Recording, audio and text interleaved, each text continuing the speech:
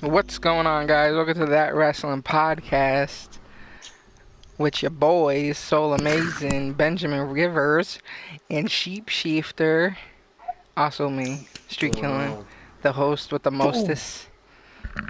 What's going on, guys? So yeah, we're gonna start this podcast off with NXT Takeover New York, Brooklyn, New York, number 4. So, the first match was Tag Team Championship match, Mustache Mountain and versus Undisputed Era, which was a really good match in my opinion. For I don't really got much to say about a lot of these matches because one main reason is I don't really watch NXT that much, so yeah. But from what I've seen, it was a really good match. I enjoyed it. Don't really care for Mustache Mountain. I'm not a big fan of them. Tyler Bate, nah. I don't really care about him. I know a lot of people do care about him, but I'm not one to care about him. I'm sorry. But yeah, the title has been retained here. The Undisputed Era defeating Mustache Mountain, which was kind of interesting because I thought for a second that Mustache Mountain was going to get it. But at the end of this match, we have the War Raiders appearing. And yeah, kind of, ambush, not really ambush, but it was on the attack here, kind of making a name for themselves, statement. Yeah, they're sending a message to the champions. Yeah. Of course, they always do all the time. Mhm. And I think probably the next takeover we may get, the War Raiders taking on Undisputed Era. Maybe so, maybe so. It would be like a good match. Yeah, that's gonna be a good match. Yeah, should be interesting. This was a little bit predictable. I mean, I watch NXT every week, so I can see it building up, and I knew I assumed that Undisputed Era was going to win and the War Raiders were going to come out. I pretty much put 2 and 2 together with that one. But it was an excellent match. Like you said, I mean, I wouldn't really classify myself as a fan of Mustache Mountain, but they are excellent wrestlers, put on great shows, and I think that the future holds definitely championships for the 2 of them for NXT UK. They'll definitely be tag team champions there. And I even foresee, maybe a split up between them and them both gaining individual titles later on in NXT UK. Yep. It'll be pretty big stars over there. I agree with that.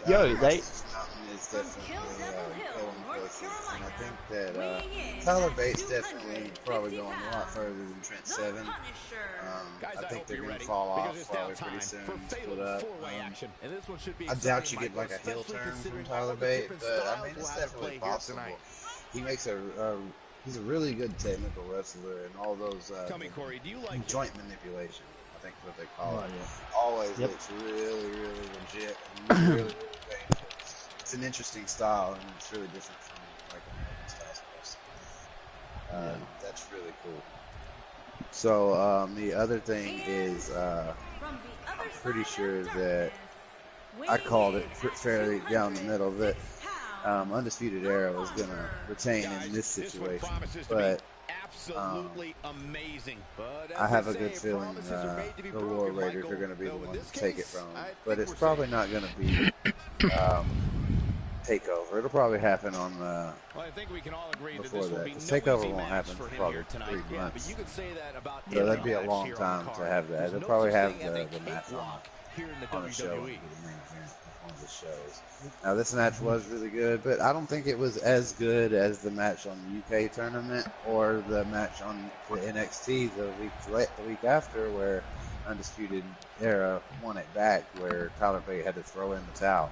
That was a lot more better storytelling and a better match altogether. I mean, the whole. I did like how they I like how they hinted towards this towel throw in. Yeah, they kind of actually I like how teased they it. teased it. Yeah.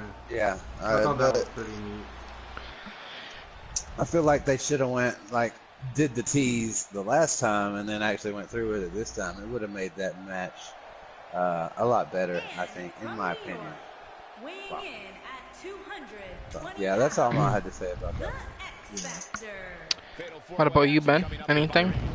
Yeah, well, at least I was, yeah, well, I did watch it, but, it was actually, well, first match always has to be really, really decent, because, like, every tag team match, so I'm just gonna say this right now, like from Raw to frickin' SmackDown, NXT, I swear that NXT, has better tag team technician wrestling. It's so good, like, it just it just gets you like in that mode of just to like watch the Undisputed Era and also Mustache Mountain. Two good teams putting on an excellent match. Perfect. Agreed. I agree. All right. Yep. All right. So moving on to the next match here, we have EC3 versus Velveteen Dream. I don't know if I could say that this match was better than Velveteen's last match on the last pay-per-view, because I think I like that one better than this one.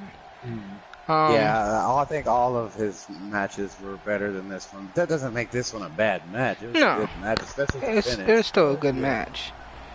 The performance put on from EC3 was pretty good. I liked it. I mean, I'm not a big fan of EC3. I said it before. I never really followed him. I never knew who he really was until he was brought on to NXT. But watching him wrestle during pay-per-views, from what I've seen, I could say he's an alright wrestler. I'm not gonna say he's a bad wrestler. I'm saying he's like pretty much average to me. That's my opinion, though. But he's just the heel version of John Cena. That's all. he's a heel version of John Cena. Yo, if you confirm him to John Cena, you're out of your mind. He's way better than John Cena, in my opinion. And that's exactly what we're talking about, opinion. So you keep yours, I'll keep mine, buddy. Yeah. Anyways, I think the. Oh wait, hold on. I was gonna say that Dream did defeat EC3, in this match, and I think isn't the Dream on a winning streak right now? Not no. pay-per-view. This is his first takeover win. Oh, okay. That it was. He's lost every takeover match he's been in, but that was always acceptable because he always performed so well that everybody was like, you know what, I don't care that he lost. You know, it was a good. It's one of those where he put people over, but he made himself look just as good, if not better, than the people he put over. Which was Aleister Black and who was it before? Ricochet and Ricochet. There was one more, but yeah, he puts over and it was his time. It would have been an injustice for him to lose another one. Yeah, I remember him losing the last pay-per-view, but like I said, I don't really keep up with NXT, so I wasn't sure if he was like on a winning streak after that. Because I think I seen one NXT where he won. I don't remember who it was against, but it was after the last pay-per-view. Yeah, I know that he has faced Ricochet, Aleister Black. I think it may have been Gargano, but can we just talk about like Velveteen Dream's pants, the back of it? Oh my god. Okay, I think that he definitely needs to get called up to the main roster. Do you guys agree? Who? Because of his pants? Because of his pants? I meant Velveteen Dream. Oh. Velveteen Dream. I thought you were saying because of his pants. I was like, what? Straight from pants to getting called up. That's just kind of a. I'm wondering how you made that leap. Call me up, Vince. Call me up, Vince. So I'm just like, okay, this guy needs to get called up. Like his performance. If he was NXT champion, like I know, like that one day he will be NXT champion. He can go a long way with being champion. I'm just saying. I can see him as a future champion. From what I hear as well, that they want Velveteen Dream to be the next big thing in NXT after, you know, the whole Gargano thing is done and whatever. And honestly, I don't want to go a skip ahead about that Gargano and Champa shit, because I feel like this rivalry is going to go for a long time. But if you guys don't have anything else to say, this match, we can go into the next match. Okay. Which one? Unless, I don't know if Soul said anything. I didn't remember. My bad. No, I'm good. All right. I agree with everything you guys had to say. You sure? Yeah, I'm sure. Okay. So the next match. What was the next match yet? Hold up. The next match was. I got it.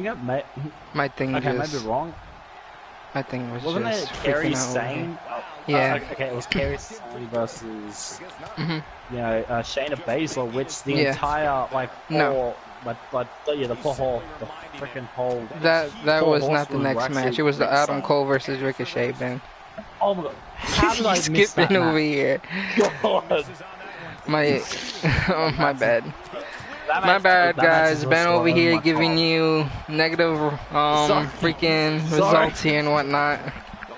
Anyways, yeah, Adam Cole versus Ricochet was next.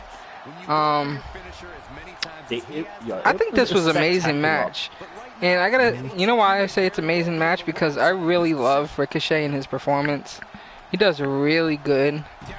And I enjoy all his moves and maneuvers and whatnot. And all, like, his in-ring performance is, like, really good. I don't really know how to compare him with, like, who to compare him with. I wouldn't have said, well, you compare Ricochet with Adam Cole. What? I don't know, but yo. What, Ben? I was about to what? say What, Ben? Dream. Hold up, Ben. Yo, You got something to say? The only thing I can think of to compare him to would be AJ Styles during his TNA run. Or Seth Rollins. Maybe AJ Styles wrestled that way in TNA. Maybe. That's what he reminds me of. Maybe. I mean, he's really good in the ring. AJ did all that high flying and flipping, yeah, true. And all that stuff in true. TNA. But Will Ospreay, which is I got a also question. I got a question for you right now, since you brought up AJ. Yep. Who would you pick at this moment? Would it be Ricochet or AJ? Ricochet.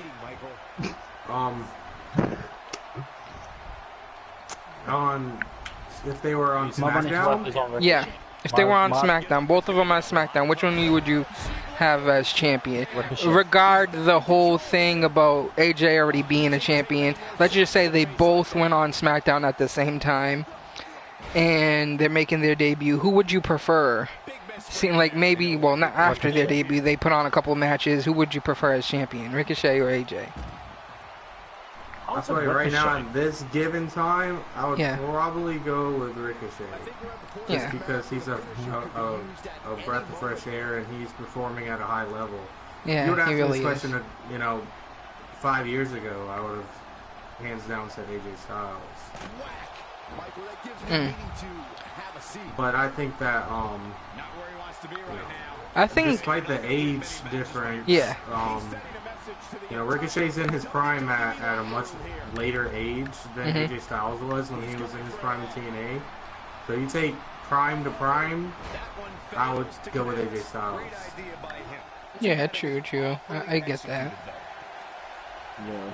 I think I'm gonna be kind of honest here. The only thing I get really excited for in NXT pay-per-views is watching Adam Cole or watching the whole feud between Tommaso Ciampa and Johnny Gargano. I'm not going to say like this feud is boring, because it's not really that boring, even though it's been going on for a while, but it is what it is. It's really entertaining matches. But I'm skipping ahead here, I'm sorry, but I'm just saying my honest opinion here. This is the only reason why I watch NXT.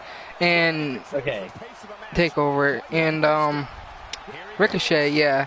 Him being on NXT made it way better. I don't know who else to compare in NXT like Ricochet with all his maneuvers and shit. I don't think there is anybody like Ricochet on NXT that does all that high-flying shit and whatnot. Well, I didn't say Velveteen Dream in that sense. But yeah, Ricochet defeated Adam Cole, winning the title, North American title. So well-deserved, I believe. I think a lot of people believe that it's well-deserved for him because he put on amazing matches. Yeah, Adam Cole's super kicks, they are freaking brutal because like I remember I think there was one super kick that like Adam Cole actually did, which literally I swear must have actually broke Ricochet's neck. You know like the one that he was actually like doing the flip and then Adam Cole super kicked him, like when he was doing that. Yeah. God, that is so brutal. I know, it was a couple of moves there that was like, ooh, that gotta hurt. Yeah, definitely. Yeah, that was very dangerous. Yeah. I'm surprised to see a move like that from the WWE. Yeah. These days, that's something that I would think they would avoid. Because I was thinking to myself, I was thinking to myself, like, matches like that on the main roster. Yeah, true. It's wrestling is so like anti-injury, super safe. Yeah. And that move, couple moves actually that was done, that really made me flinch. And just think about it, like you were saying, they're dangerous moves and they can get hurt. I was like, what would happen if he had, like, that move got botched? And, you know, fucking just witness him dying right there. That would have been... Yeah, that would have been just crazy. Yeah, it would have actually been absolute brutal if that move actually got botched. That would have God. Well, this is why they're professionals, right? But even professional botch moves, and it's pretty crazy. I would have killed myself doing that move without getting killed. Oh God. Sheep, you got anything to say? Yeah, I thought it was a pretty amazing match, back and forth, all around. Definitely an A+ type match.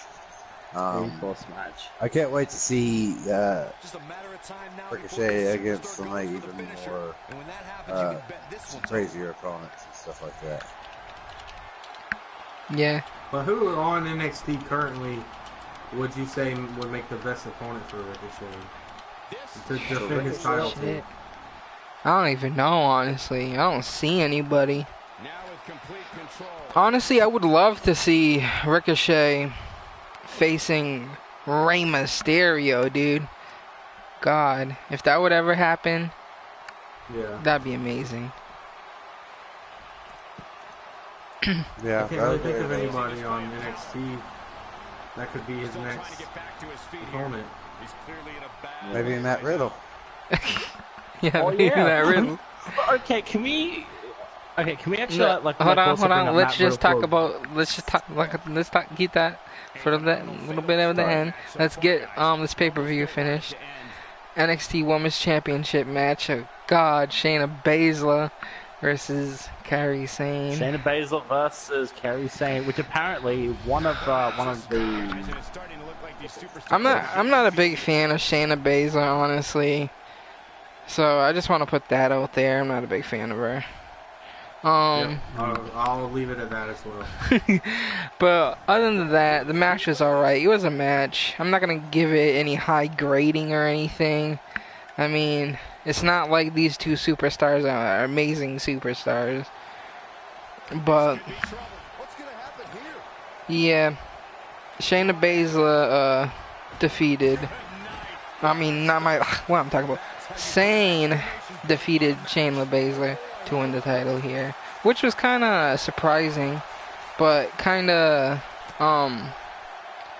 it was 50-50 honestly, because from her previous pay-per-view matches, you know, we always seen her win with the same move basically over and over again, and so it was kind of a little shocking for Kairi Sane to win, but here's the thing. Like I said, I don't watch NXT that much to understand. Is the title worthy for Sane here? Like, yes, she's the only person who's beat Shayna Baszler before.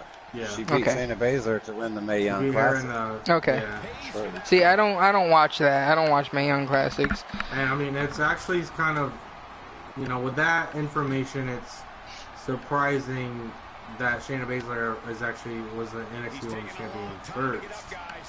Because Kairi Sane beat her in the Mae Young Classic, so you would think she would get it first, being that she beat her in the tournament. Yeah.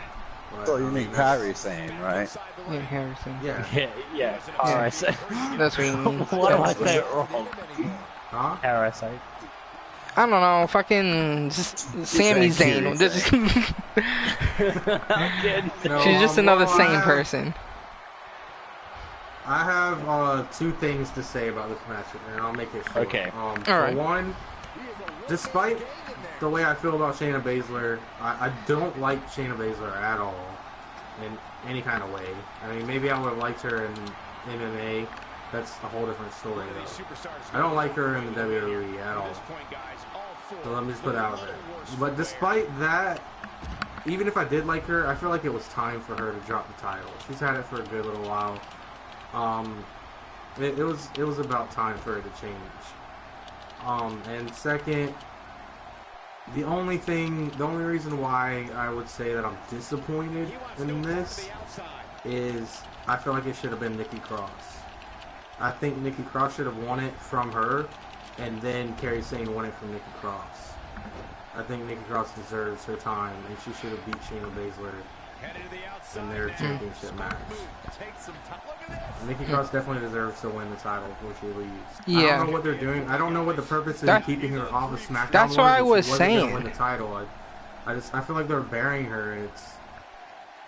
That's why I kind of meant, like, when I was asking, is she worthy for that title? Like, is there any other woman on the roster of NXT that should have that title, or should be more worthy to hold Nikki it? At this point, honestly,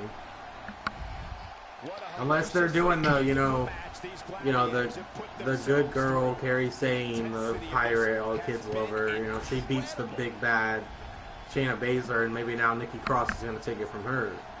Yeah, that could happen. Running that angle.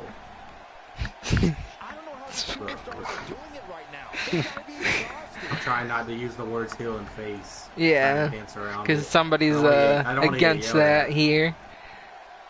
We gotta start with the heel and face.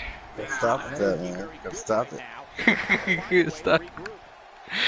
Alright, so moving on to the next match here, which was the main event. Which was the match we were all looking forward to. Come on, you guys know we were looking forward to this match. You're like, can't wait until Johnny Gargano versus Tommaso Ciampa is gonna happen. Okay, I'm just saying this right now. It would have been much better if it was a triple threat. Here's the thing about this. I'm never actually looking forward to them, but when they actually happen, I'm always like, then I'm like, wow. Yeah, exactly. That's what I'm saying. Like, we gotta watch this again. But then when it happens, I'm like, I'm so glad they booked this again, because it's so, you wouldn't expect, the same match to be booked 3-4 times and to blow you away every time. You would think it would get old, but you would. Yeah, that's what I was saying. I wonder how long this rivalry gonna end. Like, that's why how long it will be. I even said myself in Discord, this rivalry is better than Brock Lesnar and Roman Reigns. They're putting on way better matches. I think it's true though. I'm gonna kind of make a leap here and say this. If it wasn't for Johnny Gargano and Tommaso Ciampa rival in NXT, I think takeovers wouldn't be as good as they are right now. I might be jumping ahead here, but well, of course, I mean they're a major part of it. Yeah, they're really good matches. Them, I think the Adam Cole Ricochet match would have been the main event. And we would have gotten, whoever else took that spot. I mean, that was a really good match too. Okay. I thought, what's his face? was gonna come out towards the end. Aleister Black? Yeah. Aleister Black? That's what I was thinking. I'm like, watch Aleister Black come out towards the end and just basically get the championship again. It's like, you know. Yeah. Well, supposedly he that twisted into a true injury, so yeah, he's injured. that pretty so much clarified that for me. That the I thought injury's the real. only way they may have been able to keep him relevant would have been like maybe have his music play and distract somebody just long enough or something like that.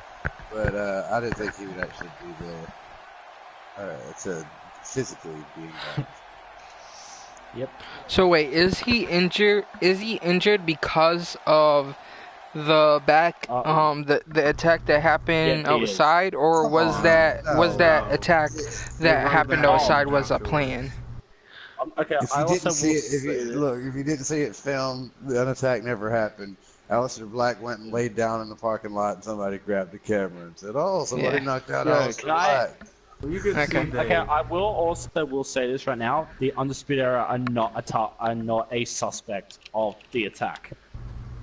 Listen, Which I don't Mario, I think fucking everybody in NXT is. I the don't believe it. suspect. Did you see I don't the believe video? They show like every member of the Apparently- NXT roster in the surveillance video. Yeah, everybody had bad acting too. Like, Yeah, so and bad. Velveteen It was. Dream- You Velveteen could tell they Dream's over rushed there this on the- story. Yeah, it's bad. They're like, shit, what are we gonna do with Aleister? He can't Visibly compete. upset. Everybody go like stand around somewhere and act like you're in a crime scene. The Velveteen Dream thing was the best part. He's leaning up against the truck, and they're like, Velveteen Dream clearly upset. Yeah. He just got his head down. I just busted out laughing. That was pretty great.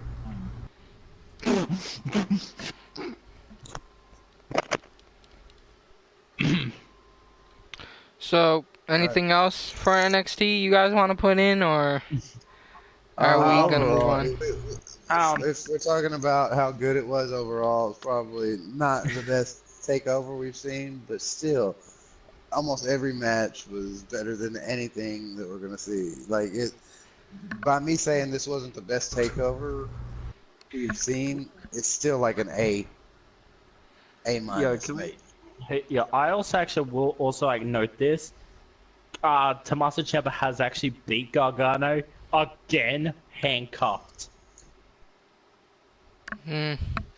Yeah, I gotta agree stole with you, my Sheep. sword. I wouldn't say it was the best or I would was say the last one greatest was a little bit NXT, better. but I'm not disappointed either because NXT is always great and always amazing. Was the last one the TLC one? What? NXT? The one With like, with the six-man ladder match. yeah, 6-man ladder. Yeah, match. it was. Yeah. That one and War Games have been my favorite. I still Yeah. haven't watched War Games yet. Oh God, Not this even. guy. I didn't So, watch that one. okay, yo, you I've said heard that all about I'm it, but I haven't seen it. yo, you said that I'm bad at like Well, not watching something. I had quit watching NXT for quite a while. I started watching again right after that. Yeah, Ben, you didn't watch it like until you got. We talked you into getting the network, and then I well, made you watch I it. actually. Well, Okay. yeah. You guys are like, alright, because I have got this in the entire wrong way. Yo, all I usually do get, like, you know, before I started watching War Games, yeah, I used to get all my information off Twitter. But We know apparently, that. like, they're hopefully going to be Wow, that's cracking down terrible. on that. Last thing I want to bring up about this is, what do you guys think is going to happen next for Aleister Black? Do you think he's going to recover from his injury and come back to NXT and go for the NXT title again, or do you think they're just going to go ahead and bring him to the main roster when he gets? I'm probably going to say the main roster. I'm going to say the main roster. Yep. I agree. Yeah, I don't 'cause see any he's reason to already bring him main back to roster. NXT.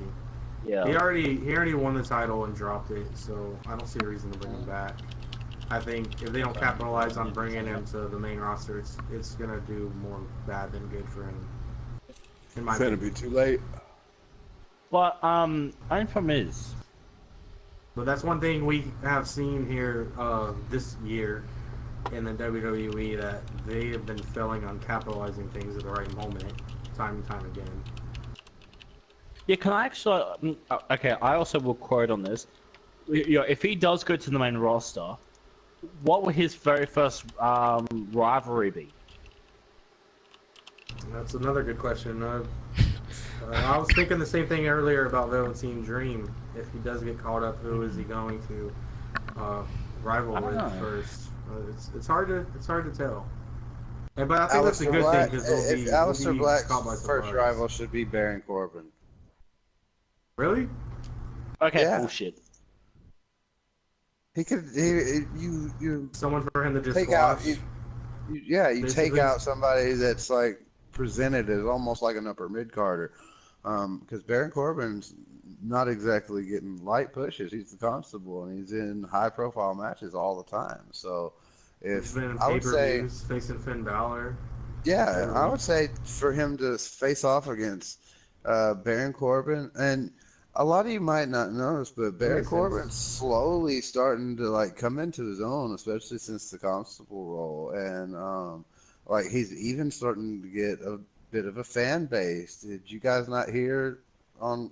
We're skipping ahead a little bit, but on Raw last week, there was like people cheering for Baron Corbin, and I was like, whoa, you know, it was pretty crazy.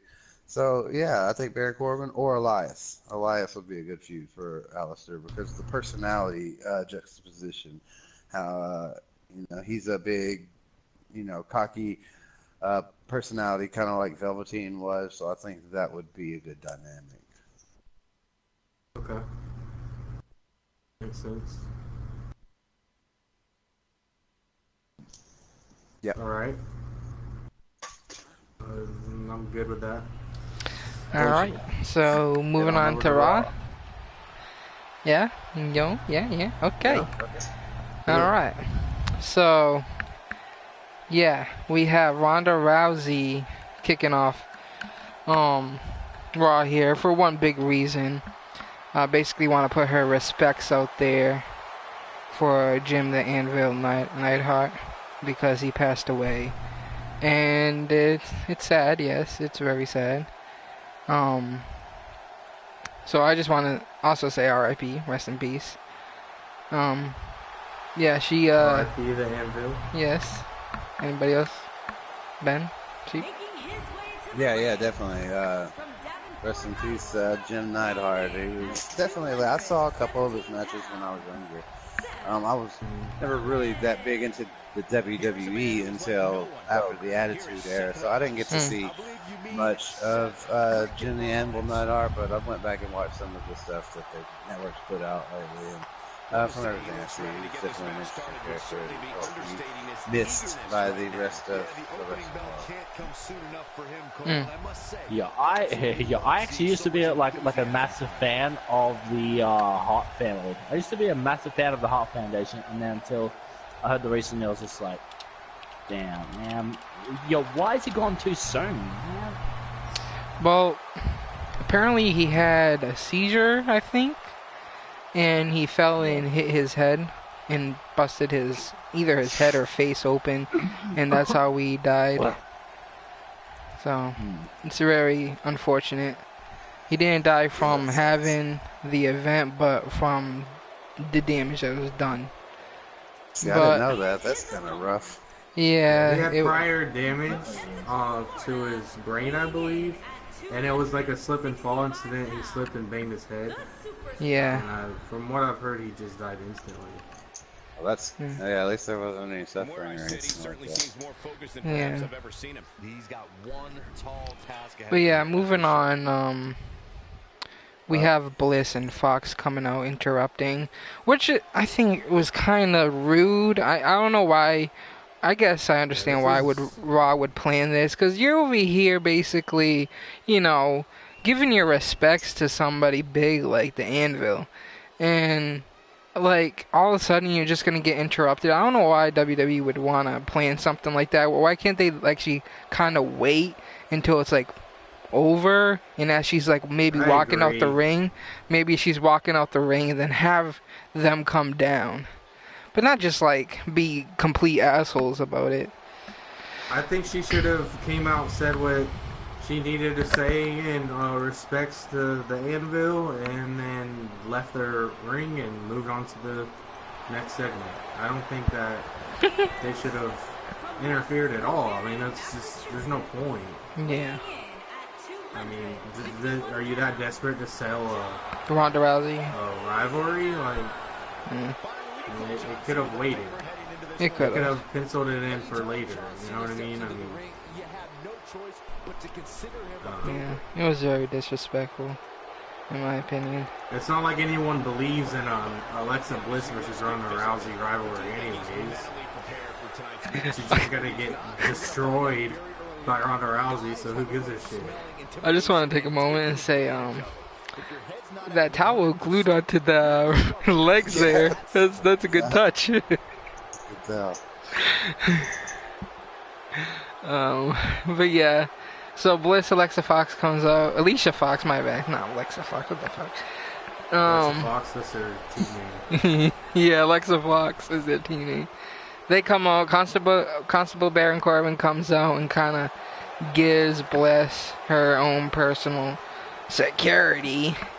And then, you know, Ronda Rousey kind of wants us to get to Alexa Bliss and blah, blah, blah. Anyways, this ended up being a match with Ember Moon versus Alexa Bliss with Ronda Rousey at the corner and Alicia Fox at the corner. And this match was decent. I don't know what's going on with Ember Moon, but I don't think she's given her greatest performances lately.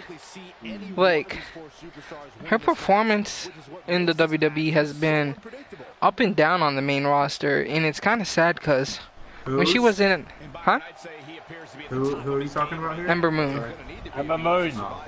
Because I remember watching her in NXT, and her performances was great. I liked it. I mean, she wasn't like amazing, but it was a great performance. They're not giving her the time. They're not giving her. You just said it. You just answered your question. Huh? Yeah. Say that again, Chief? Question. We've been. Oh, yeah. It was a 5-minute match. Yeah, true. They're not really giving her There's time. also did anyone see about the bat situation that Ronda Rousey got a little bit scared of the bat? Oh yeah, there was a bat that was in the arena and was like landed right near. How the hell? What do you mean, how the hell? Did the bat even get in there? Ben, it's a big arena. It's a big arena. There's doors everywhere. Arena with like 1 million doors. What do you mean? Yeah, have you never been in like a supermarket that had a bird in the rafters? I mean, it's. I've never seen that. I've never seen that. You know what's funny though? In your house, and you're surprised about this. You know what's funny though? There was a bat in my house the weekend before this Raw. Oh, it's so pretty, you said it after pretty Raw, crazy. you little jerk. I know, it was pretty crazy. There was a bat in my house. I'm like, oh shit, there's a bat in my house. Fuck. Well, I'm over here trying to. Working with Alexa. I'm over here trying to attack the bat with a fucking broom and shit. But yeah, and then Monday Night Raw, I hear something about the bat. I saw something fly by Ronda Rousey during this match. Could you record it? I think the fans of the podcast would love to see that. Streetkilln versus a bat. Oh God, I'd love to see it also. That's But yeah, I saw something fly by Ronda Rousey, but I thought it was maybe a fan threw something or something. I wasn't really sure because it happened too quick. And then I saw videos of it, and I'm like, oh shit, it was a bat. But yeah, the match, like I said, was a decent match. It was a alright match. Ember Moon not getting her time, I believe. And I don't know. What do you guys want to put in about this match? Well, I'm just saying right now. I just don't even care about whatever happens in the women's division. Wow, what's a blatant, rude statement? Yeah, disrespectful. Well, I'm just saying. I'm just saying. Yo, some of the rivalries like they freaking do with like the whole Sasha Banks and Bailey stupid fucking thing. That's pissing me off. They're not in a rivalry. They're friends. What are you talking about? That rivalry needs to die. They're friends. They love each other. I don't care. They're lovers. That storyline needs to end already. God, I hate that storyline now. I'm sorry, All right, moving on, right? Yeah, this was a pretty decent match. I was with the word. It wasn't the best either. 5-minute match, you know. It tells the story, tells the narrative. Yeah. It was so. It did what it was supposed to do leading up to SummerSlam. So. Yeah.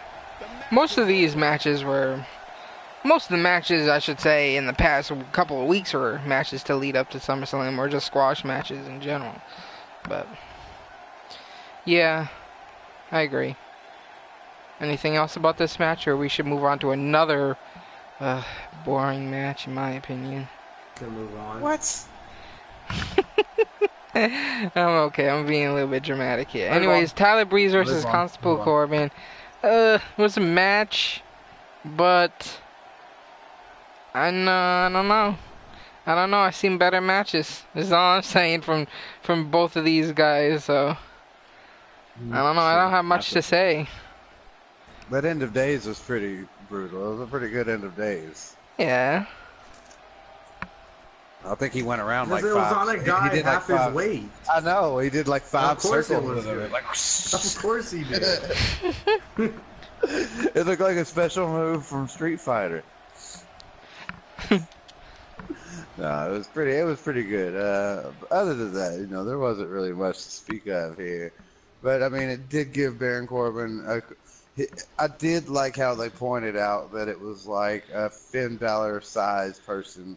It would have been a lot better for maybe something sneaky to happen, or for Finn Balor's music to hit, or for something to distract them, and then for Tyler Breeze to get the win, because it wouldn't have hurt Baron Corbin, because Baron Corbin's got the backing of the McMahon, so he's protected regardless. So he can lose 100 times, and it doesn't hurt him. So yeah, true. I agree. Storyline to give the guy. I do kind of agree that Tyler Breeze should have won it, but for storyline purposes, it did make sense for him to win. And I did like how they were going to go, you know, well, Baron Corbin will fight Tyler Breeze because he's about similar size to Finn Balor, and Finn Balor will fight Jinder Mahal because he's similar size to Baron Corbin. I thought that was a decent concept, you know, nice idea. Just backtrack 1 second. I thought it would be an interesting thing if Shayna Baszler came to Raw and shaved her head and became Constable Shayna Baszler, and they ran the show together. I swear those two are already related, so why not? The Shayna and Corbin show. Nick Stagg right there. You got it. That's what's going to happen. They have to have the same parents, Baron and Shayna. They just go together. Yeah. The Queen and the Baron. There you go. The Queen and the Baron. Queen and the Baron. And you got the King of all kings, Triple H. Yep. Just the top guy. And then you got the Queen. And then the Princess of Staten Island. Yeah. And Carmella comes to Raw to join it all. That's right. She'd fit right in with the Authority, so, you know. Either way, let's move on, right? Yep. Right. So, Finn Balor and Braun Strowman versus Jinder Mahal and Kevin Owens. It was a good match, in my opinion. We have Balor and Strowman defeating Mahal and Owens here. It's okay. It's another one of those random filler tag team matches that we get on Raw all the time when there's plenty of tag teams on the roster that don't get airtime, but they just mix up random people that aren't tag teams and have tag team matches. Well, this was like a two birds with one stone thing. This was hey, let's further the Braun Strowman KO scenario and the Finn Balor Baron Corbin scenario, and just throw Jinder Mahal in there. Yeah, they just threw Jinder Mahal into the whole thing. I know. I don't like Kevin Owens and Jinder Mahal on team. It's awkward. Yeah, I don't like it either. Like we always talk about, I still like the idea of Kevin and Braun teaming together. Yeah. I agree. I don't think it's ever going to happen, though, but I agree.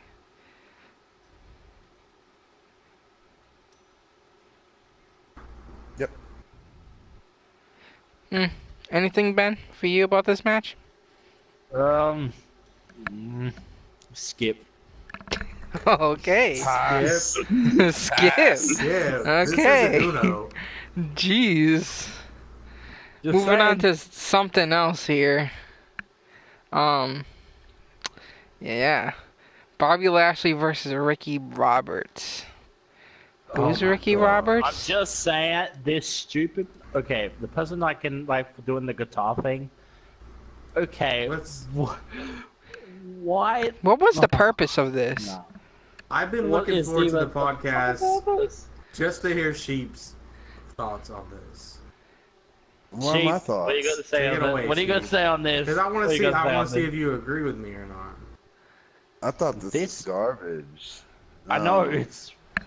As far, I mean, Elias was, it was interesting. You know, at first, you know, Elias was, you know, kind of, goading this guy into, you know, attacking Bobby Lashley for, you know, some, you know, help or, you know, promotion. Other than that, the whole, Bobby Lashley makes this worse than anything, and the other guy Everybody too, made it there- worse. Yeah, well, Can yeah, even Elias made this bad, but Yes. it was terrible. There is- They need All around. to just throw kerosene in the ring and just throw a match. A little bit of half of me This was a wanted. disaster. You're watching Yeah, this. it was cringy as. This was the worst part of the whole week of wrestling.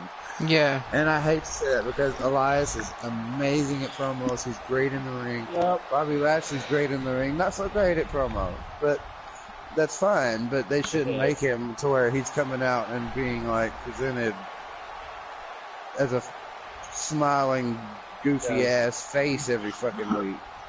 Can I just say something?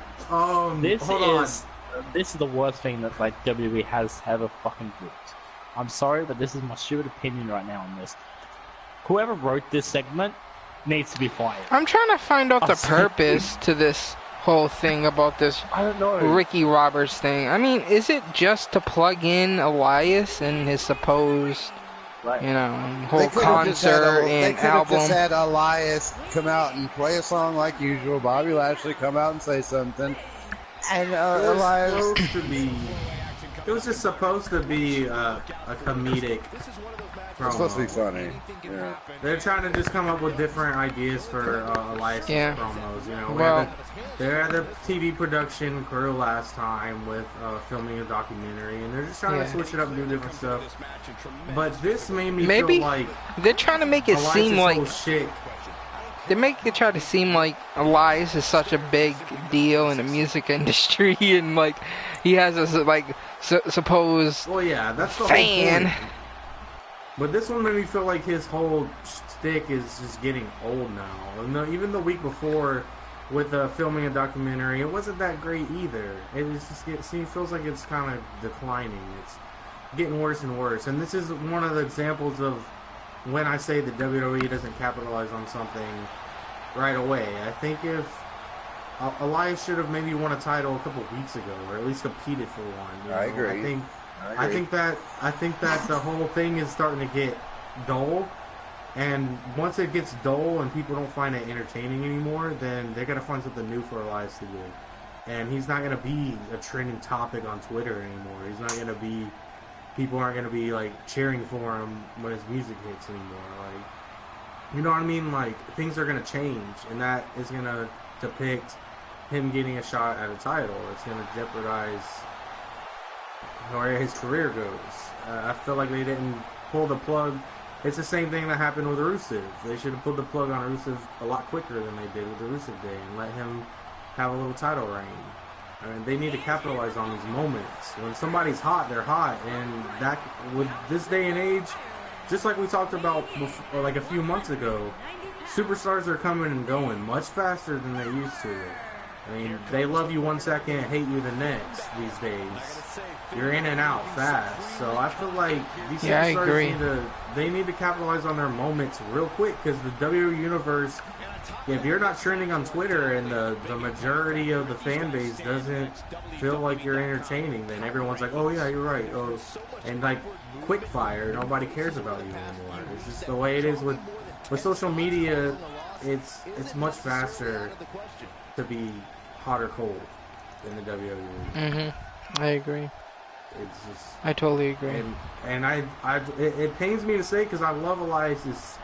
I've been into the promos and stuff. I think he's hilarious, but it feels like the past 3 weeks it's been slowly each week getting worse and worse and worse. And this was just a joke. And you should have heard me whenever Bobby Lashley got in the ring and they announced that they rang the bell for a match to start. I screamed at the top of my lungs, "He's a wrestler!" It took me by surprise. I was like, this guy's actually wrestling Bobby Lashley? Like, why? Yeah. I don't understand. I get the, I don't like it, but I understand the whole, I'm a singer and and doing the whole gimmick of singing, but actually having a match with Bobby Lashley, like it just got worse. It was lazy and worse. writing. Just terribly lazy writing. It was. They're trying, and I give it that. They've just got to try harder. Yeah, I agree. Or they can just rein it back in. Just go back to basics. Have him come out there, because he was getting better and better every week at the playing and singing. Just leave it at that. I'm fine with that. Just let him make up a stupid song about the city he's in and about how they suck. And they'll boo, and he'll get the reaction, and he'll go out and he'll say, WWE stands for... And everybody else walk with Elias, and we go on, and he has a match. And keep it simple, You don't have to do something crazy every week. I agree. That's all I got to say about that. Yep, I agree. I don't care. I totally agree. Ben, anything from you? One thing I do want to say right now, but whoever just booked this needs to be fired. Alright, you heard it here first, folks. Anyways, moving on. Triple threat match for Raw Tag Team Championships. We have the B Team, Matt Hardy and Bray Wyatt, versus what the hell are these guys called again? The Revival. I don't think anybody even seed the Leaders of Worlds or the Revival winning, because I was pretty sure the B Team was going to pick up the victory here. And they did. They picked up the victory. I think it was a alright really match. I really like the end. They always come up with an interesting way for Kurt Axel and Bo Dallas to win, and I appreciated this one. It was fun. It was interesting. Somebody's controller's over there vibrating. How about that? But yeah, it was a very good little twist. Here's the one thing I don't necessarily agree with. I'm looking on Bleacher Report, and it seems to be a consensus amongst writers and professionals and all that. And I mean, I get it. They're good guys, and we've had this argument. I don't think anyone here really likes the Revival. No. But the last words here on Bleacher Report are Wilder and Dawson are so far ahead of the other two teams that an official coronation in Brooklyn is the only way this can really end. I'm really hoping that the B Team comes out on top. I really want that to occur. But it may not. The Revival's probably going to win just because they're considered really good amongst a lot of people. It would be good storyline though. It would be good storyline to have the win. Sorry about that. I'm back. What, them finally picking up a victory after what? How long they been on the main brand? Well, been on a main brand here. How long has it been since they left NXT? It hasn't been that long, maybe a year. Not that long. It's kind of a long time. Oh yeah, but lots of people go a year without any, you know, major shots. They gotta work their way up. You know, start all over. Yeah, I'm not a big fan of them, so I don't really care. If they win, it'll just piss me off even more. Sure it will. Sure it will, Street. Sure. Yeah, it definitely will. Because I don't really care for them. And I think the B team should have, like you said, they should definitely keep the titles here. And retain, and have a good little run with them. I mean, it doesn't have to be like a year-long run. But maybe until WrestleMania. Yeah, what is the match booked for SummerSlam? For what, for a tag team match? Is there? I think it's Bray Wyatt. Revival. Nothing for No, revival. Yeah, is it the revival? It is the revival. Is it a tag championship match? Done, I think. Yes. That's right. I've seen that. Oh The wow. revival's gonna win. I hope not, but I'm pretty sure. I hope so. I definitely hope so. They will. You want the revival to win, Ben? Yes. Okay, Why? let's hear Yes, your reason on Okay, that. Why? let's hear your reason. Give it to us, Ben. Okay. Remember they Absolutely did. disgusting. Remember. Well, they have actually been like on this massive freaking losing streak. Like of course, like coming straight to the main roster. Yeah, and so was and B they team. beat, like a good freaking tag, like a. Well, not No, really. I'm B talking team. about I'm talking about the bloody Well, they revival here. I know. Jesus, man. I know why he likes the revival. Yo, they're freaking Why? good. They're no, good. They're because in good Australia wrestlers. I'm they just saying. love them some country music. Yes. Yo, we love our Yeah. country music. What do you think I'm listening to? Come on, man. And the revival looks like they're straight out of a country band. Oh God. So Is that why, I Ben? can just hear it. I can hear it now. The Scott Dawson Band.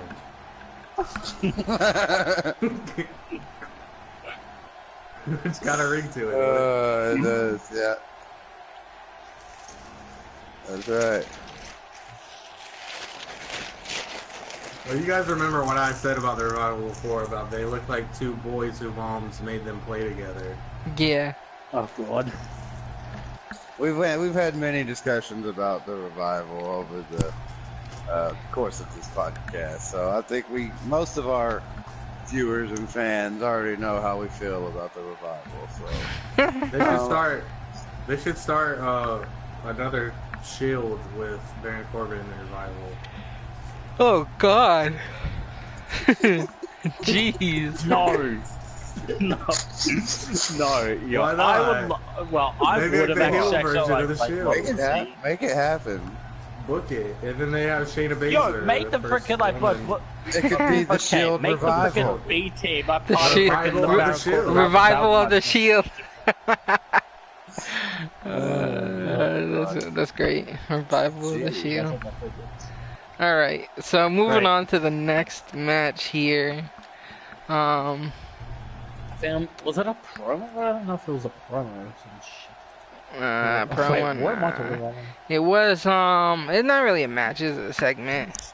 It's about the whole Brock Lesnar, Paul Heyman, Roman thing. So, This was a good one. This one, I It thought was there was pretty good. a turn coming. I thought everything that was it U Street had been saying. What if- yeah. I was saying Yeah. watch Paul Heyman turn on Brock Lesnar. And it's kind of like teased us with a little bit of I don't know a why. thought of You guys act like you just started watching wrestling for the first time. You Why? have yet to, because you have yet to see like the whole trolling system of the entire Brock Lesnar storyline. I mean, you guys have been getting trolled over and over and over and over again. Well, no. What okay, makes- look, what makes I you did- think I we're being did getting the trolled? hero story. Hold up. What makes you think we're getting trolled? We're being trolled. Yeah. What are you talking Everybody about? was so for certain that WrestleMania Roman was going to beat Brock Lesnar because he's leaving the company. He won. He wins. Then at the Greatest Royal Rumble, everyone's so sure he's going to win then, because this time he's definitely leaving. So the first time was just a trick. This time he's definitely winning. Tricked you again. Now everybody thought that Paul Heyman was gonna turn on Brock and go with Roman Reigns. Well, no, like I said, I said this was smart. This was way before the whole even thing about like even somebody even got an idea of this. I was saying this like during maybe the Greatest Royal Rumble. I was saying watch Paul Heyman betray on Brock Lesnar at WrestleMania. Oh, I mean, SummerSlam. My bad, not WrestleMania. And over here in Raw, I wasn't really convinced that Paul Heyman was just gonna put himself out there and was like, "Hey, yeah, you know, I'm gonna betray Brock. So, you know, Roman, can I be your advocate?" No, because okay. So I'm not gonna say it was.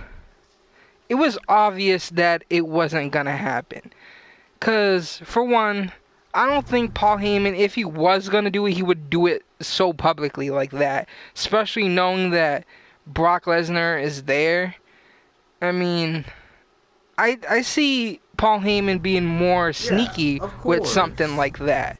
So it didn't make me believe. I wasn't on the train of thought saying, "Oh wow, this is actually gonna happen right now." No, I wasn't in that train of thought. I'm like, yeah. Paul Heyman has something up his sleeve. What is he gonna do? He's gonna do something. Yeah. And he surely did. I know. Okay. I know. I'm saying the. I think the. Shame on.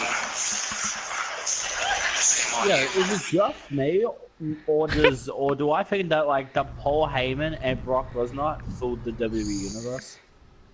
No, he fooled nobody in this segment. If he actually fooled you during this segment, you're freaking. Dude. I don't know what to say, but you're gullible. Yo, Paul Heyman is. Well, that's why it's. You gotta look at it like a comedic. Like a comedic promo. It was for all the people who beforehand thought that Roman was gonna be the next Heyman guy. Well, if you know Paul Heyman, he wouldn't have done it like that. Exactly. You know Paul Heyman? I agree. Oh, okay. A little bit of an echo we got going on here. Okay. A little bit. Sorry. Who's that guy in the background? I don't know. It's just me all along, Austin. It's just me. But I have, if you guys, I can wait if you want, but I actually have a big theory about all of this. Well, let me just go ahead and say what really went down. So Roman Reigns cut a promo like usually. Surprising. I wasn't gonna say, not really gonna say surprising. But I thought it would his promo would have been a little bit earlier, maybe after Ronda Rousey thing, but that led to a match. But I kind of understand why they kind of kept this to like the middle of Raw, because of what went down. So yeah, Roman Reigns cut a promo about upcoming match with Brock Lesnar, you know, always fucking talking blah blah blah, yeah. Everybody knows what Roman Reigns talks about. Boring. And Heyman comes out and tries to convince Roman Reigns to be a Heyman guy, trying to get on the Roman Reigns bandwagon or the Heyman bandwagon, whatever you want to call it. And he brought up something a little bit personal about I guess the Samoan family and the father of Reigns. He said a quote I don't know who Reigns' father is. If he was a wrestler, was he? I'm not sure. I don't even know. He was a trainer still to this day.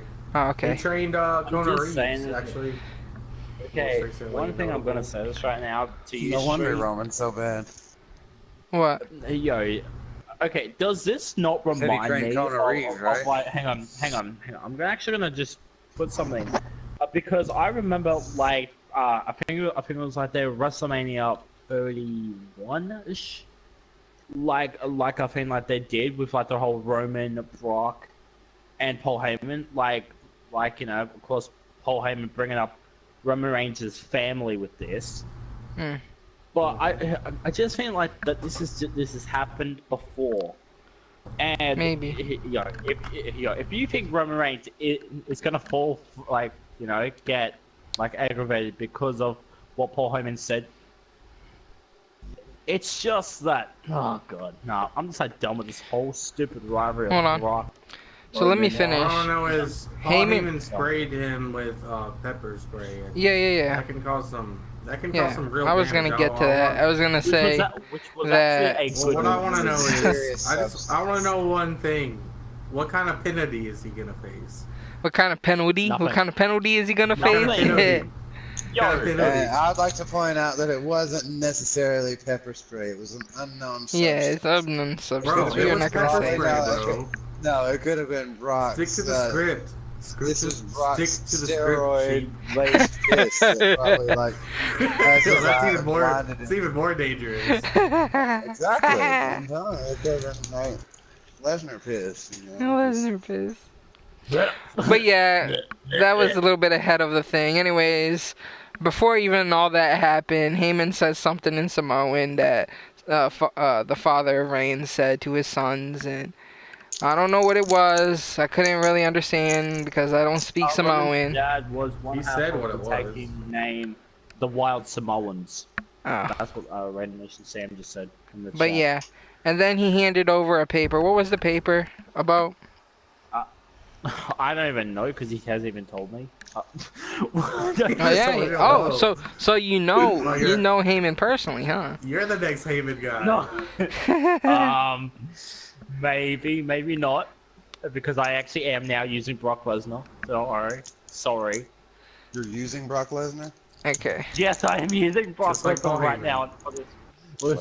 Alright. So yeah. Jesus. He hands over the paper to Roman Reigns, and then Roman Reigns gets distracted with the paper as Heyman comes up with the unknown substance, sprays him in the face with it. He's supposedly blinded, and then, Brock Lesnar music hits, and then that was a cheap imitation of his music. But anyways, he comes in and starts beating up, Roman Reigns, hits him with an F5. And whatnot, doing his cheap shots like he always does to Roman because he's a pussy-ass bitch and doesn't fight him one-on-one in a non-match, non-pay-per-view match. He never fights him one-on-one in a non-pay-per-view match, but yeah. Anyways, that went down. I think this promo or segment was really, really good. It was a good segment from Paul Heyman, really good planned out and whatnot. I enjoyed it. For what it was and what it became. Alright, so let's hear Soul's theory. What's Soul's theory? Alright, you guys are probably going to cut me off immediately, but here it goes. I believe that the next Paul Heyman guy is going to be Kevin Owens. Possibly. That's what it's not going to be Roman Reigns. I think that I don't see it. I think that this is the story. This is the story, okay? Kevin Owens is going to weasel his way into defeating Braun Strowman in some kind of ridiculous heel-type cheating way. He's going to find a way. Maybe Sami Zayn appears and helps him or something, something shocking. And then I think that from the time that Kevin Owens wins and obtains the Money in the Bank briefcase, there's going to be a behind-the-scenes... From that happening to the Roman and Brock match, somewhere in between, Heyman's going to address Kevin Owens in the back with the offer to be the Heyman guy. And then I think that during I think Brock's going to defeat Roman Reigns again. Everybody's going to be in an uproar because he beat him again. And I think that somehow, maybe Paul Heyman and Brock Lesnar are in the ring together after the match. He's holding his hand up in the air and cheering him on and stuff, and then Kevin Owens comes in and sneaks from behind. Or maybe he sprays Brock with a pepper spray, or he does something dirty to help Kevin Owens get the pin on Brock Lesnar, and then he becomes the new Heyman guy. Because I think he fits. I think he's a perfect fit to be a Heyman guy. I do. I think, and I've been a Paul Heyman fan since day one. And I kind of agree. I feel like it fits. I like the theory too. Thing I think may happen differently. I think maybe what if Paul Heyman helps Kevin Owens win the Money in the Bank and then helps Kevin Owens win. I mean, lets it be known before Brock Lesnar even has his match that Paul Heyman already helped Kevin Owens. I mean, like, they let it be known. But then how? Because I don't see Kevin Owens has got to beat Brock Lesnar also in some kind of cheap way. He can't just be, oh, I'm the Heyman guy and just take out Brock. Like, no, that's all. That's all it takes. All you have to do is be a Heyman guy, and you're set. Well, here's the thing. So, the match, if he wins the Money in the Bank, right? Kevin Owens wins the Money in the Bank. If this supposed conspiracy you're talking about here, whatever, a little planned thought, whatever. Say that, of course this match is going to be before the Roman Reigns and Brock Lesnar match. So, let's say if Paul Heyman does, quote, air quotes, help Kevin Owens win the Money in the Bank, and when that next match starts, the main event, maybe not the main event, I don't know, I suppose, is it the main event? Roman Reigns versus Brock Lesnar, it's the main event, right? Sure it is. Yeah, okay, it is. Okay. I think I just want to be 100% sure here. I know it's a big thing, quote, big thing. And, let's say this match goes on and let's say the big dog does put a beating on, Brock Lesnar, and basically Brock Lesnar is like, quote, weakened, and once he finishes him off and wins Brock Lesnar, we have Paul Heyman coming out with your boy Kevin Owens, cashing in and going in for a quick pin there. What about that? Well, I just think that the whole, if this theory was to work, it'd have to work in a way where Brock Lesnar appears to have been screwed over. That's the only way it would work. It can't be a clean, I'm coming right at you and I'm beating you thing. Well, he can come out there while he's weak. Look, he can come out there while he's weak and hit Brock Lesnar with a pop-up powerbomb.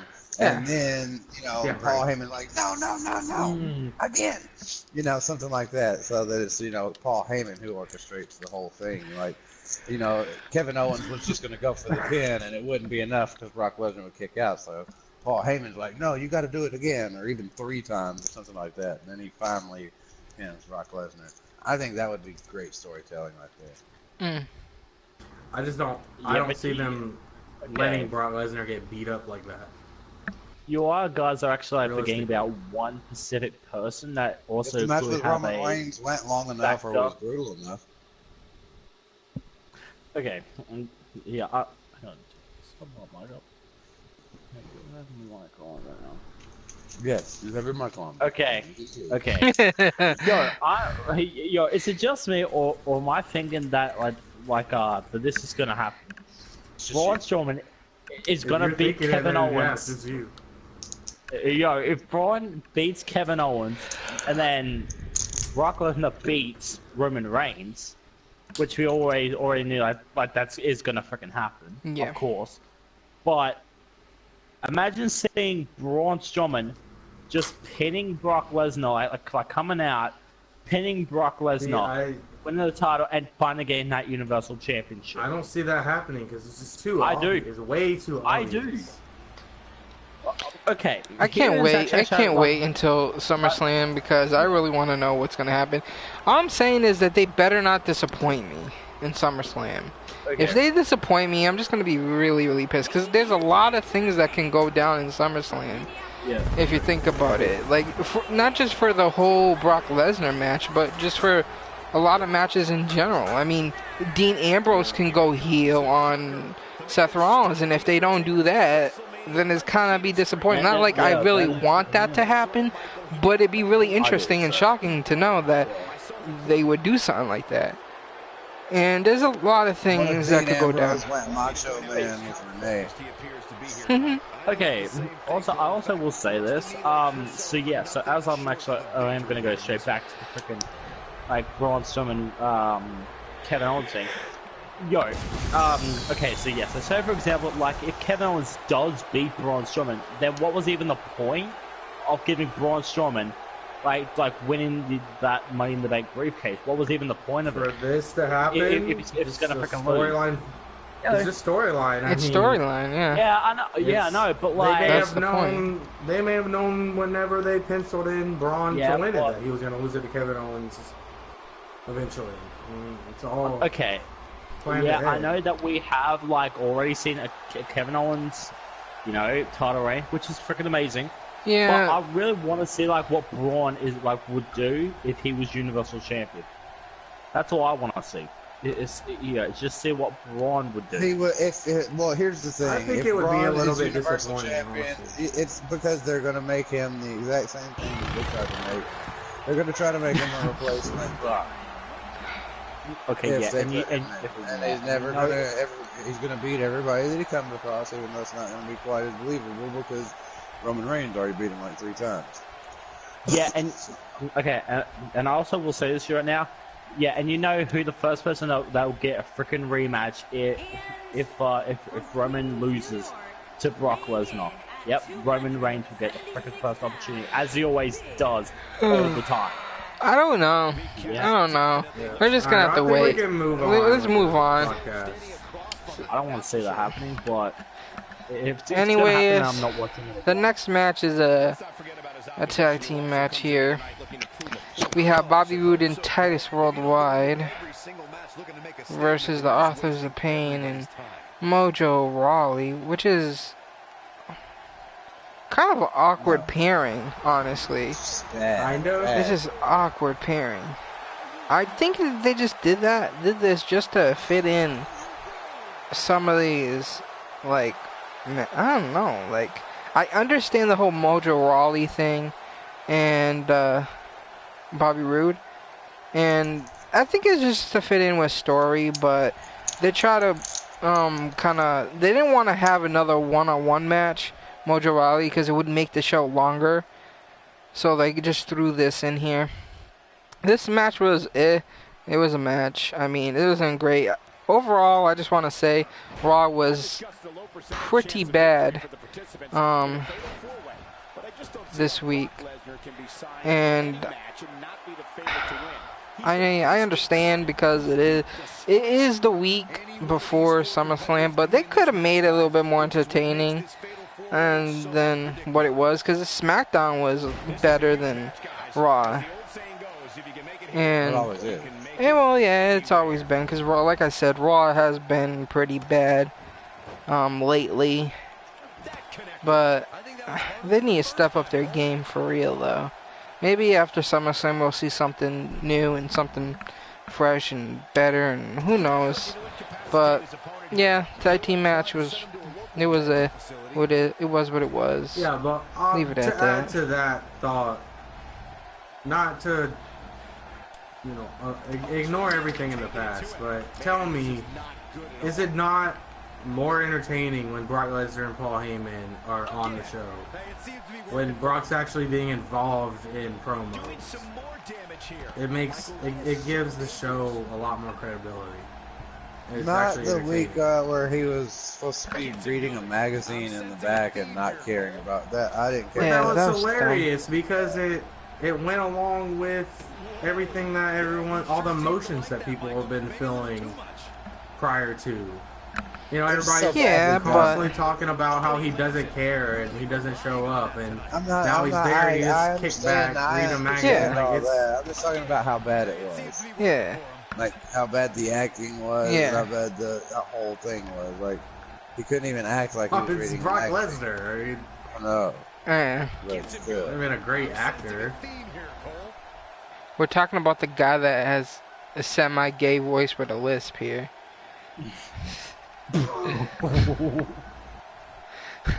Well, if you Yeah, watch to his Brock face. Lesnar in the past, he's never been much of an actor. I mean, you Yeah, can't I judge know his- that. He's not I know that. Miz. I know that. For sure. Shit. Anyways, any thoughts about this match, or we're moving on? Moving on. I didn't even see this. Yeah, so as I'm actually just gonna No. keep saying, just move on. Move this on. Alright. Okay, Sasha Banks versus Ruby Riott. Ruby Riott making a return here to the square circle. And we have Riott defeating Banks at the end of this match. I don't know. I don't have much to say about it, other than this is just when is this gonna stop with this whole Riot Squad and Bailey and Sasha bullshit? Like, can we move on, please? I agree, and I mean, we're getting the Evolution Women's pay-per-view, which is a huge thing. But why do we keep getting such bad storylines from the women's division? I know. That's just the same thing all year. It's just boring. They need to spice up the women's division in the WWE, because they announced this Evolution, like you said, and the women's division ain't great at the moment. And if they wanna put an impact with Evolution, they need better storylines than this. Like, exactly, they're trying to be so pro women wrestler, but we're getting shortened, brief matches still. We're getting bad storylines. I mean, I feel like the women in the Attitude Era were more respected than what we get now. Oh yeah, definitely with the Braun Pennies match, right? I mean, as far as matches go, you know? I mean, people like Lita and Trish Stratus had way better matches than what we get most of the time from the division now. I agree. I think the SmackDown women's division is pretty okay, but the Raw women's division is just terrible. This shit. At least SmackDown has, you know, Becky Lynch, Charlotte Flair are incredible. Naomi's a great performer in the ring. God, anyways, never mind. I'm sorry, but I had to say it because you guys always just keep putting Carmella down all the time, so I'm just gonna have to say it. I'm done with my host view. Let's just move on. They earned it. Anyways, for the biggest comeback ever, oh my god, I don't know what to say. You know, this made Raw right here.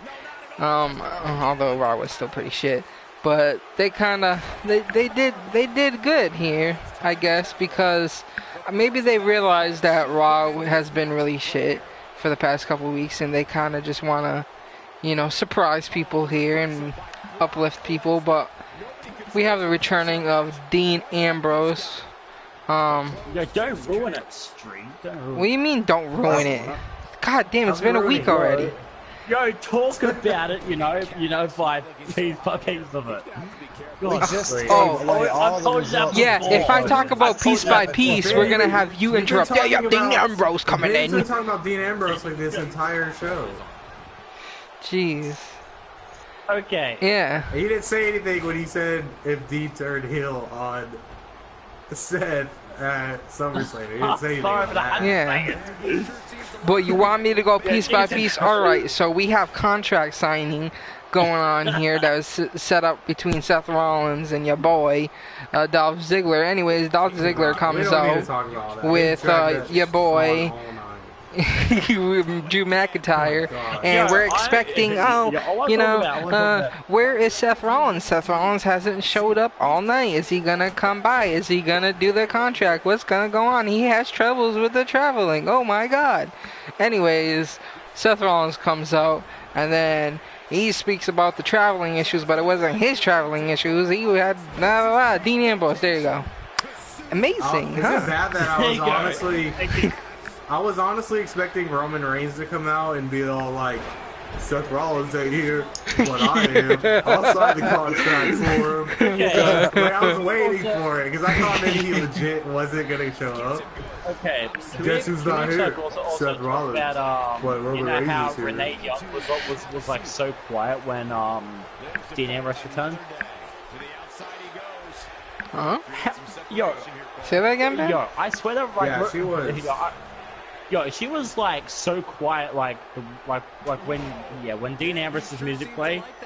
I swear that I did not even hear Renee Young like even talk. She was pretty quiet most of the show.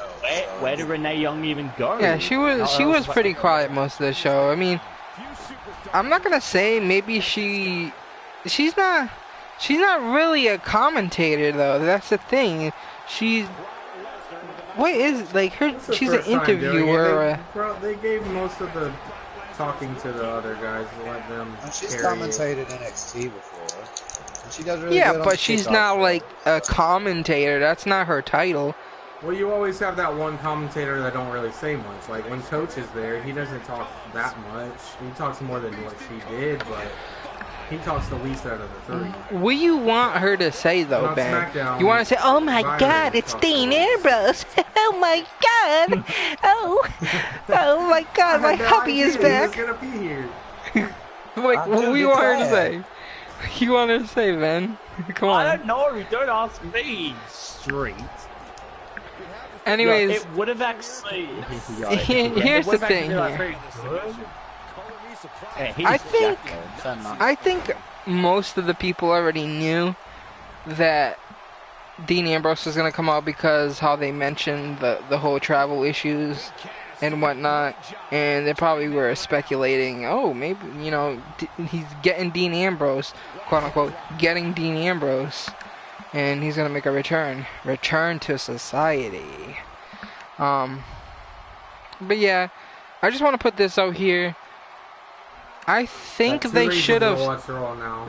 I think they should have saved his return until SummerSlam. I feel like he would have got a bigger pop at SummerSlam than at Raw. And they also could have done it better. Maybe if the whole thing about the heel turn does happen, maybe he could just come out and cost Seth Rollins the match. But maybe then that would disappoint the fans more. But even if he does turn heel, you think they would be disappointed? I mean, it would be like, oh my God, he's here. Then all of a sudden, oh damn, what the fuck just happened? Well, I think it's going to take at least a few weeks if that does happen. I don't think it's going to happen as early as SummerSlam. You don't think it's going to happen at SummerSlam? There's no point. It's already fair ground. If it was... Okay. If Drew McIntyre wasn't involved, then maybe, but why would he help Drew and Dolph? It's just stupid. There's no point. Okay, one thing is because... Unless... The only way I could see that happening at SummerSlam is if Seth Rollins wins the title back, and then he turns on him afterwards. Because he wants to be the champion. That's the only way I see that. He's not going to screw Seth over to make him not win the title. There's just no point. Sorry, I just had a call.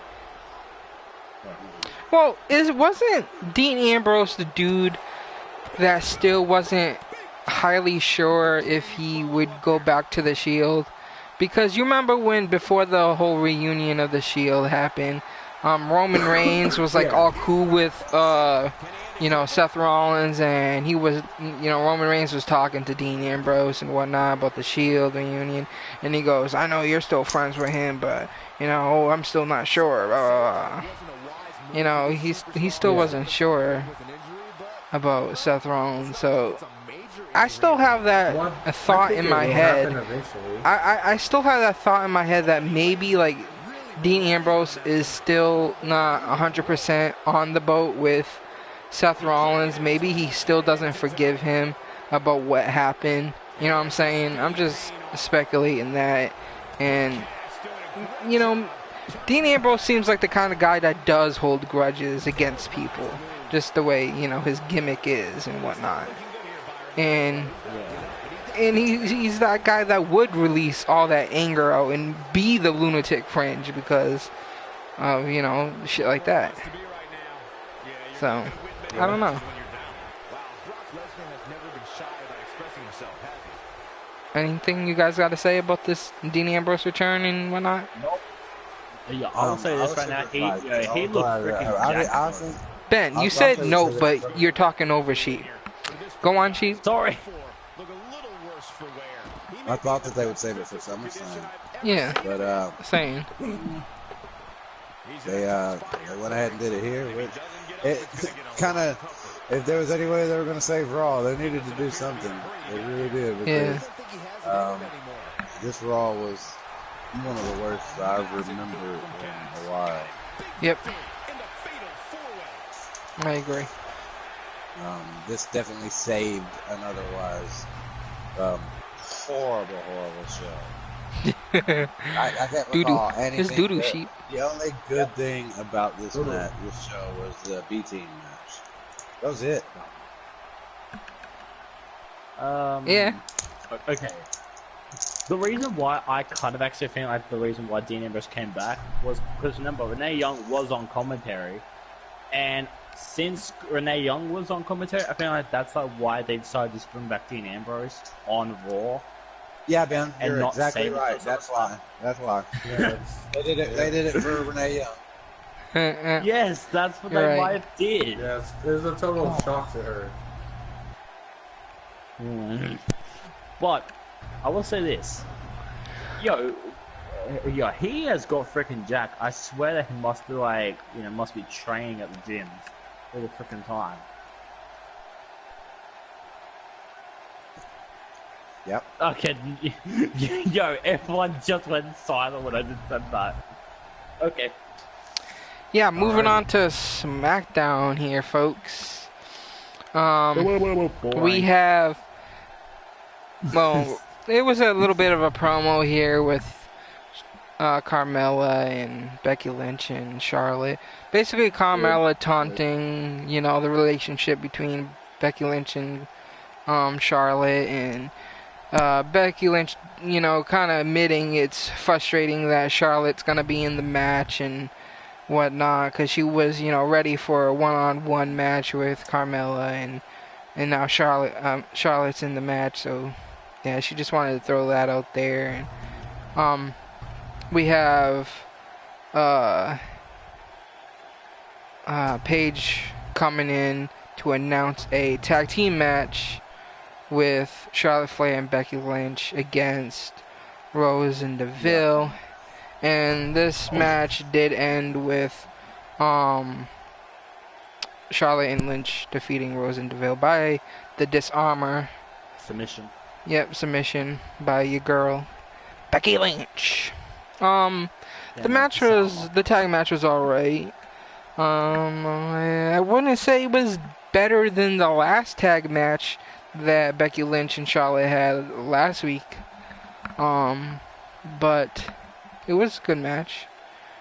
I mean, it gave the spotlight to Becky Lynch as the last tag match gave the spotlight to Charlotte. So it evened out a bit there until SummerSlam. It was just a match leading up to SummerSlam, like most of these matches are.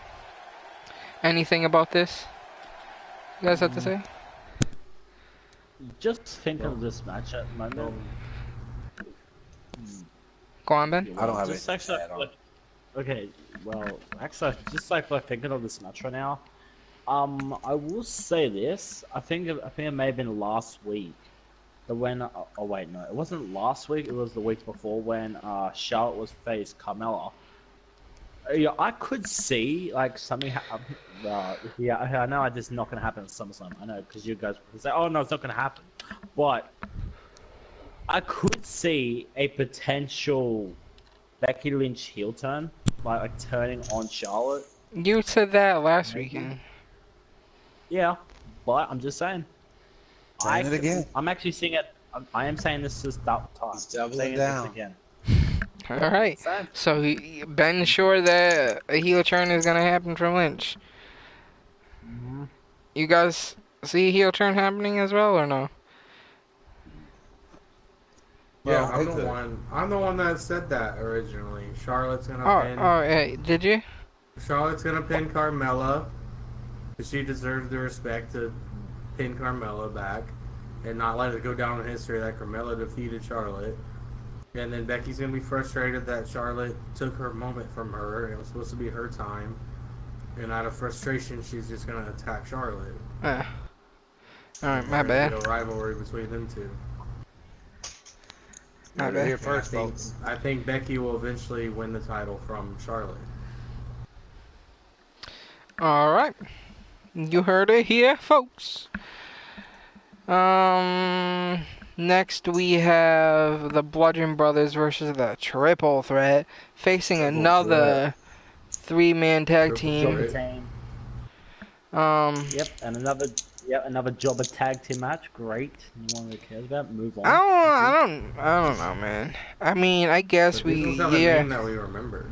I just hate like these, like these filter squash tag team matches. I just hate them now.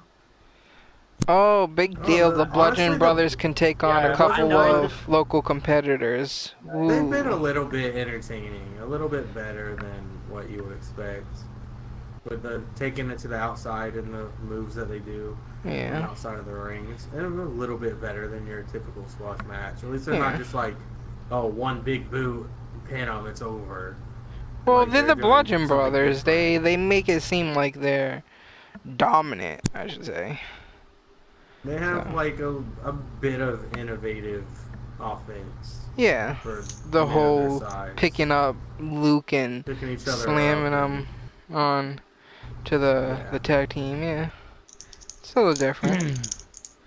It's a little bit better than your typical squash. I mean, and you gotta do something with them before a pay-per-view. I mean, Yeah. What else are they gonna do? I don't know. If they wrestle any other tag team on the roster, they're just gonna squash them. Yeah, true. So I understand what you're saying. Totally understand. I mean, we may not like the aspect of a squash match, but it's necessary. Uh-huh. I understand.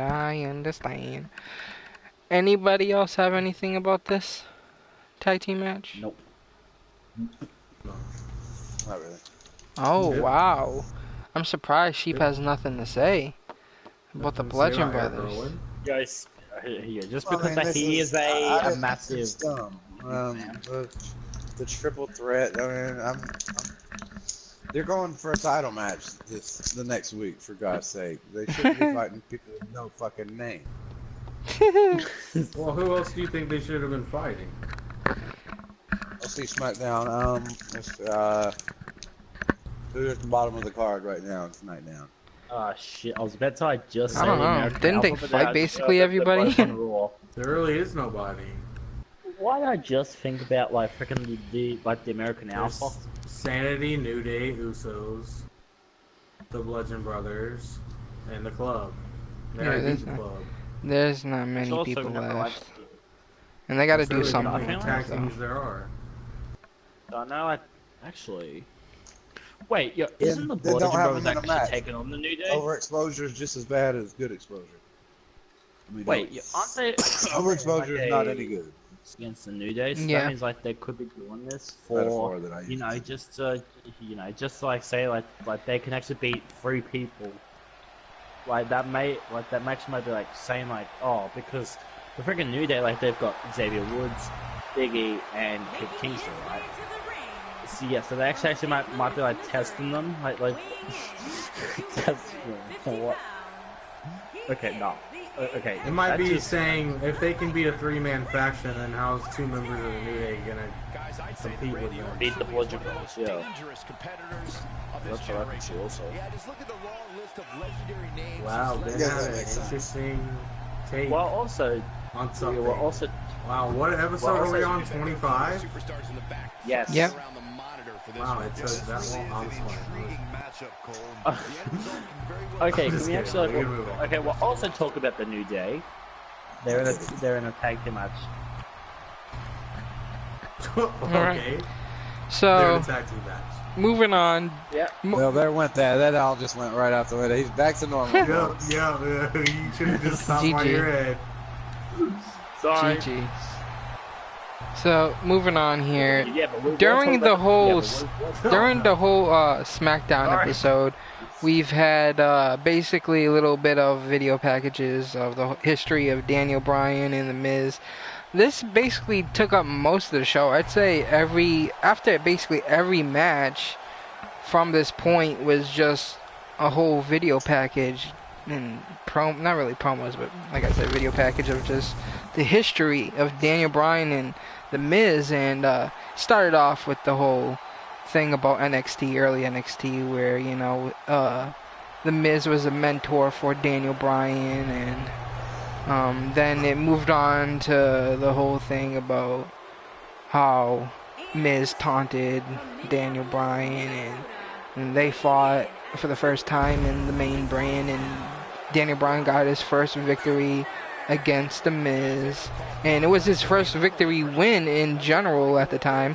It was his first victory because he lost multiple times in NXT due to the Miz, I should say, quote, due to the Miz. And I think it was pretty good explanation of the history. I mean, I think most of this was promo for the video game 2K19, how because you know, we have that mode coming back, the showcase mode coming back, and I was just thinking, you know, maybe most of it is because of the video game, and it's coming out, and the showcase thing is a big thing for this game because it's about Daniel Bryan, and it's relevant at this point in time in wrestling history, so I understand it. It all goes together well, and they did really well on it. I can't wait for the match. I don't know about you guys, but I can't wait. I know you guys missed Sheep, and so I know you guys missed half of Daniel Bryan's career in WWE because you didn't really see. You just started watching. Here's the thing about that: when you get back to watching WWE, you kind of get the blanks filled in for you over time. You don't actually, you know, I guess it's not really, you can't say it's the same if you haven't actually sit there and watched the matches, but through like pieces and clips and, you know, that you see, you kind of put together the story of it. Yeah. So, I mean, I get it, and that's one thing that I think I'm going to appreciate about 2K19 is that I never really got to go in depth into the thing, and I don't really want to go back and watch. I'm not the kind of person that goes back and watches old matches. Yeah, same. Every once in a while, I'll go do something specific or something, or I'll remember something from way back in the day that I want to see. Not Atlantic, just Pacific. Yeah, okay. Yeah, not Atlantic, just Pacific. But whenever I do, you know, it's always like I want to go see who was wrestling the day I was born, or something like that. Some stuff like crazy stuff like that. Ric Flair was wrestling on the day I was born. It's pretty cool. Nice. But I do like Daniel Bryan, and I like how 2K19 is going to let me really figure out the whole story, you know, probably from beginning to end, minus a few things like people that might not be in the WWE anymore, like some of those people that were in Tough Enough or something might not be, or not Tough Enough, but the first NXT. He was assigned a pro, and the pro with the Miz. Yeah, well, okay, Wade Barrett. You know, but yeah, then you know you may not have the stuff like where if he fought Wade Barrett and stuff like that. You know, they may not have the rights to that kind of stuff. So that's the one difficulty with that showcase mode, and I think that's why they didn't have showcase mode last year and the year before, was because of difficulty securing all the rights for the people they wanted. Like they wanted Ryback or something last year for. They thought about doing who was on the cover last year? Seth Rollins. Seth Rollins. Yeah,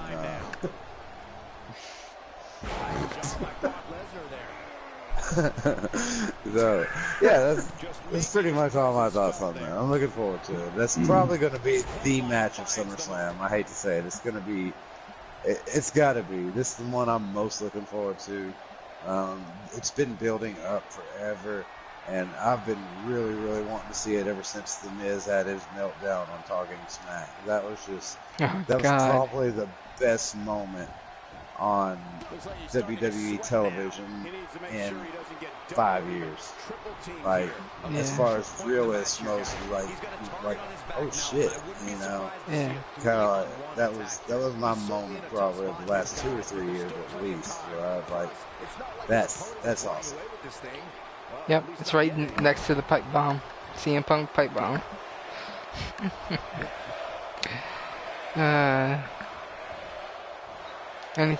Anything else about this?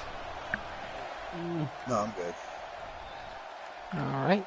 Sasha Banks is the same age as me. That's who? Something. Sasha Banks. Yeah. GG. All right, moving on to the next match here. New Day. Sienna Moss. No, it's New Day versus Sanity. Ben going ahead again once more. So yeah, New Day versus Sanity. This was the finals, right? To see who would go after the titles. No, it wasn't. Yeah. It wasn't because... What do you mean? It was number one contenders match. No, this was actually a 6-man tag. So, Yeah, but wasn't it a number one's contenders match? Nope. Yes. Not. No, it actually wasn't. It was I think it was last week they had that for the whole tournament. This was the finals of it because it's the New Day versus Baszler Brothers at SummerSlam now. All right. So yeah, we have New Day defeating Sanity, as Soul just kind of said, and I think it was a pretty good match. I mean, I like Sanity. I know some people have their differences against Sanity, and I have my differences against the New Day. So seeing Sanity in action, I really enjoyed.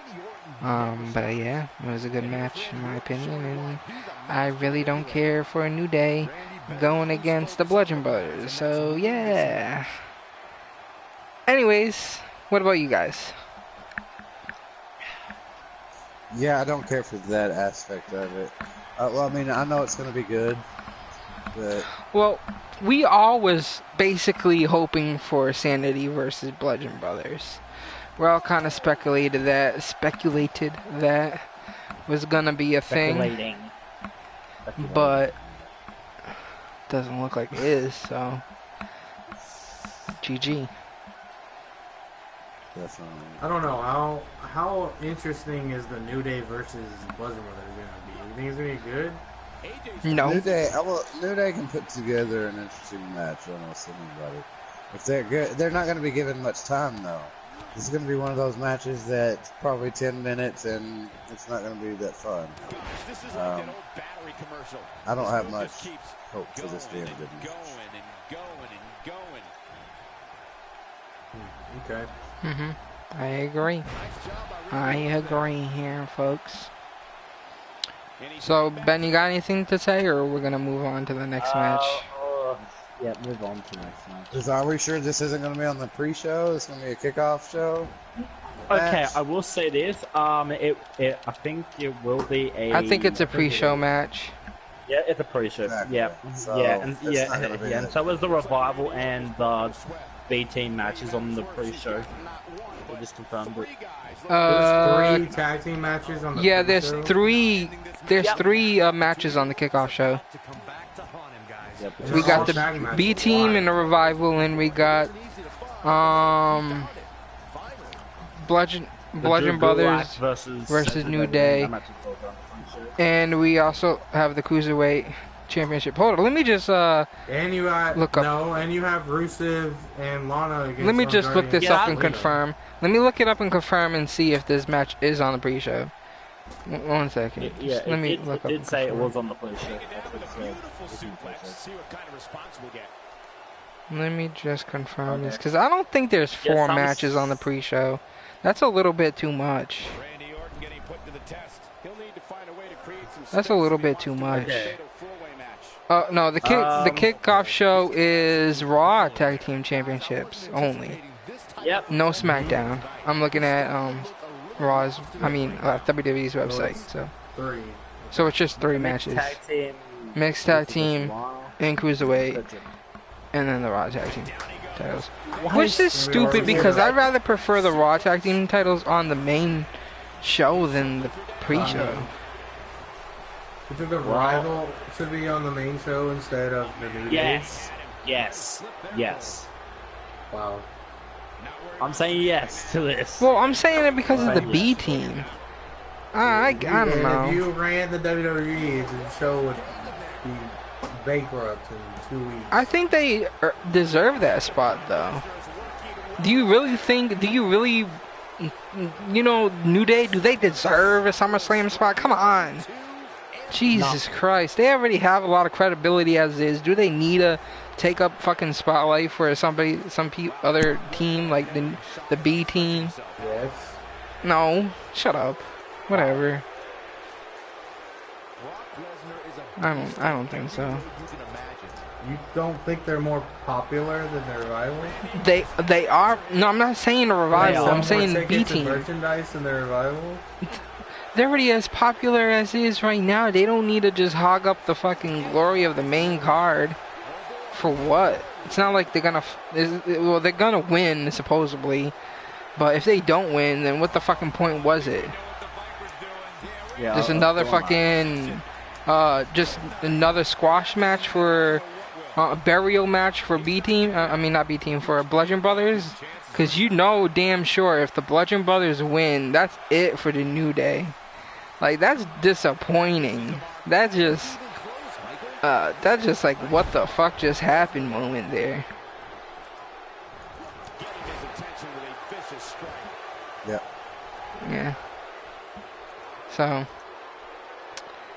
anything we else are gonna say? Or no? You're good? Yeah, I'm good too. Alright, Aiden English versus Andre Cianalmas. It was an alright match. I mean, it goes along with the whole feud, obviously, and the whole storyline. And yeah, we do have Almas picking up the pinfall here. I was thinking maybe there would be an interruption that would cost the match or something, because how it's been going down, but that wasn't the case. So, yeah, we have at the end of this match, Zelina Vega and Almas mocking Rusev and Lana and whatnot. And then we had Lana and Rusev come out and basically said a couple of things. I don't remember what they said, but yeah. What do you guys think about this match? I just do not even know like what they're even doing with Aiden English anymore. Like, if you Aiden English, good performer, but the way like they are booking him at the moment, I just don't even know like what direction he's going through. Because remember he's gonna be leaving. He's almost done. I said this multiple times. It's nothing new. Said it multiple times.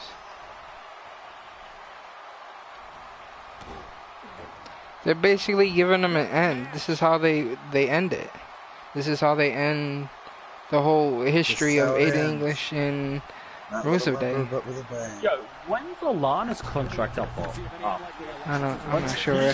I don't know, Ben. Let me go to the WWE contract database and look up all these contracts. Where do you get these questions, and for what reason is that relevant to anything? Well, Lana is a bad wrestler. I'm just saying. Damn. All right. Okay. So Carmella. Yo. Yeah. So was Carmella. As I just said before, you guys like always book for Carmella. Why don't you just put Lana down? That'd be amazing. She wrestled like 2 matches in all of. Yeah, she wrestled 2 matches, Ben. Come on. Yeah, and has she actually lost all matches? Yes. Yeah, but she wrestled 2 matches. How many matches has Carmella had? That's not true. And how many of them Lana won a match or actually 2 when she first started wrestling again. Yeah, she did. She won 1 match, I think. Jesus Christ, she Ben. won a match. Why are you always such a Debbie Downer, Ben? I'm just saying. I'm just saying. Alright, should we move on? Yeah, let's Yes, move definitely. on here to the next match of the show. We have Jeff Hardy versus Shelton Benjamin. Yeah, let us know that Shelton Benjamin is still in the WWE. He's not dead. He's not dead, guys. So, Yep. It was a match. I don't care for Shelton Benjamin. I used to care about him back then, but I don't care about him now. So, yeah, we seen a decent performance from Jeff Hardy. The performance he can give it. I mean, when you watch Jeff Hardy do all these matches, you can see it really does take a lot out of him. He's always breathing so heavily after moves he does, and he's like always like it's kind of hurts to see him keep pushing himself to that limit when he knows he can't really do it. I mean, I know he's trying to give the fans what they want and just be there and whatnot and put on a show, but he's not in that state in that prime or whatever. He can't keep on doing it. There has to be a point in time where Jeff Hardy's gonna say, okay, I'm done. I mean, Yeah, he probably just goes to the back. He's like, no man, I'm just selling. I'm not really hurt, I'm just selling it. Yeah, but like, I don't know. There's rumors going around saying that the Hardy Boys are gonna be, retiring pretty soon, and I'm not saying I'm not amazed or anything, but I see it coming. I see it coming. I mean, they deserve a retirement. They shouldn't be doing this still. I mean, they've been going on forever, and they're not really in the best of shape to keep doing it. So. Yeah. What you guys think? They did a good thing in getting back in WWE's good graces, because now they can, maybe keep doing specials and appearances here and there, and of they'll be course. able to have a career instead of having to ride that indie kind of circuit forever. I mean, of anybody that could probably be financially successful even without the WWE, is probably the Hardy Boys. They probably make their own shirts and sell them online, and it's fine. Well, Jeff Hardy does his own artwork, so yeah, we got that. So I mean, I don't think you'd have to worry about it anyway. But now they've got somewhere they could work for the rest of their careers and still be in the business and industry that they love. Mm-hmm. With like steady, well, maybe not, because they both, Jeff's still obviously having problems with addiction. Yeah. So that could be a problem, unless he can get himself together, which maybe he has. Well, I mean, it's pretty easy to see how he could get addicted to painkillers, Yeah, true. Looks like he's fucking hurting. True. Because he is definitely hurting, my dude. Doesn't look like it. It's definitely true. The one thing I will say about this is wasn't it during this match that we had Randy Orton peering out from behind the curtain? Oh, yeah. Well, that was mad. That was really awkward. I don't know how I feel about that. He just looked like some kind of stalker predator, dude.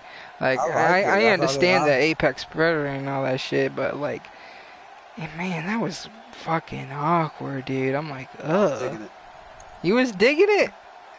I was digging it. I thought he looked like really ready to Viper to attack. Like a snake ready to attack. Yeah. I don't know, but just you can really tell that something's gonna happen at SummerSlam involving Randy Orton and Jeff Hardy. Just gonna put It was just very awkward to me. I did not care for that. Maybe even Jeff Hardy or Randy Orton picks his next target. That's what I want to know. Maybe you're right. So, you still here? Yeah, what happened to Soul? Okay. What are your thoughts on this? I agree. I'm kind of in between with the whole the Randy thing being awkward and being a good thing. I agree with both. It was a little weird, but it definitely was necessary because I also agree that maybe at SummerSlam, Randy Orton's going to finish off Jeff Hardy for good and move on to another target. Mm. And I was just sitting here trying to think of who I think that would be. And I'm not sure. Maybe Shinsuke. Maybe take some. It's not gonna be Shinsuke. It's gonna be AJ or Daniel Bryan. You think so? I would. That's my two best bets. If you're gonna go up to the next big fan favorite, Shinsuke is not really a fan favorite since he's a heel. I hate to use the phrase, but he's a heel. He makes a good heel though. I mean, he does make a good, heel too. Sorry. Yeah, he can low blow people. That's cool. Well, I don't want, but see, I have a problem with that because I don't want Randy Orton getting involved in either one of those matches. I want those matches to finish. I'm not saying necessarily he gets involved in the match. Maybe he just it shows him behind the stage looking at the match for the next one, or it shows him it just shows him walk out there and look at somebody or point or something. You never know. Doesn't have to involve with the match to itself. somebody. A simple little. You're next. Point. You. Yep. You. That's it. All right. Well, the last thing was another fucking promo from AJ Styles. Better than last week's promo, I think, in my opinion. It's not the best promos he's done, but it is what it is. Samoa Joe promo? No, AJ Styles. Oh yeah. Samoa Joe was in here as well. But yeah, after AJ Styles gave his promo, Samoa Joe came out and gave a promo. Something to do about AJ Styles' wife said something to him, or sent him a letter. Yeah, she sent him a letter. Yeah, like anyone writes letters for one. Yeah. Much less it was probably a typed letter. Yeah, much less WWE. Yeah, much less message. WWE superstars' wives write letters to. I don't think. Did he say it was a letter? Well, Rusev's wife. Or did he say it was a message? Because he could have just. It could have been an email, and he could have printed it out. Just to state that fact. Like, kind of like proof or something. He said it's a letter. Okay. But yeah. I just think it was dumb. Your wife messaged me on Facebook last night. I printed it off of my wireless printer. And, he didn't go into depth. He's just like, I got this letter. Yeah.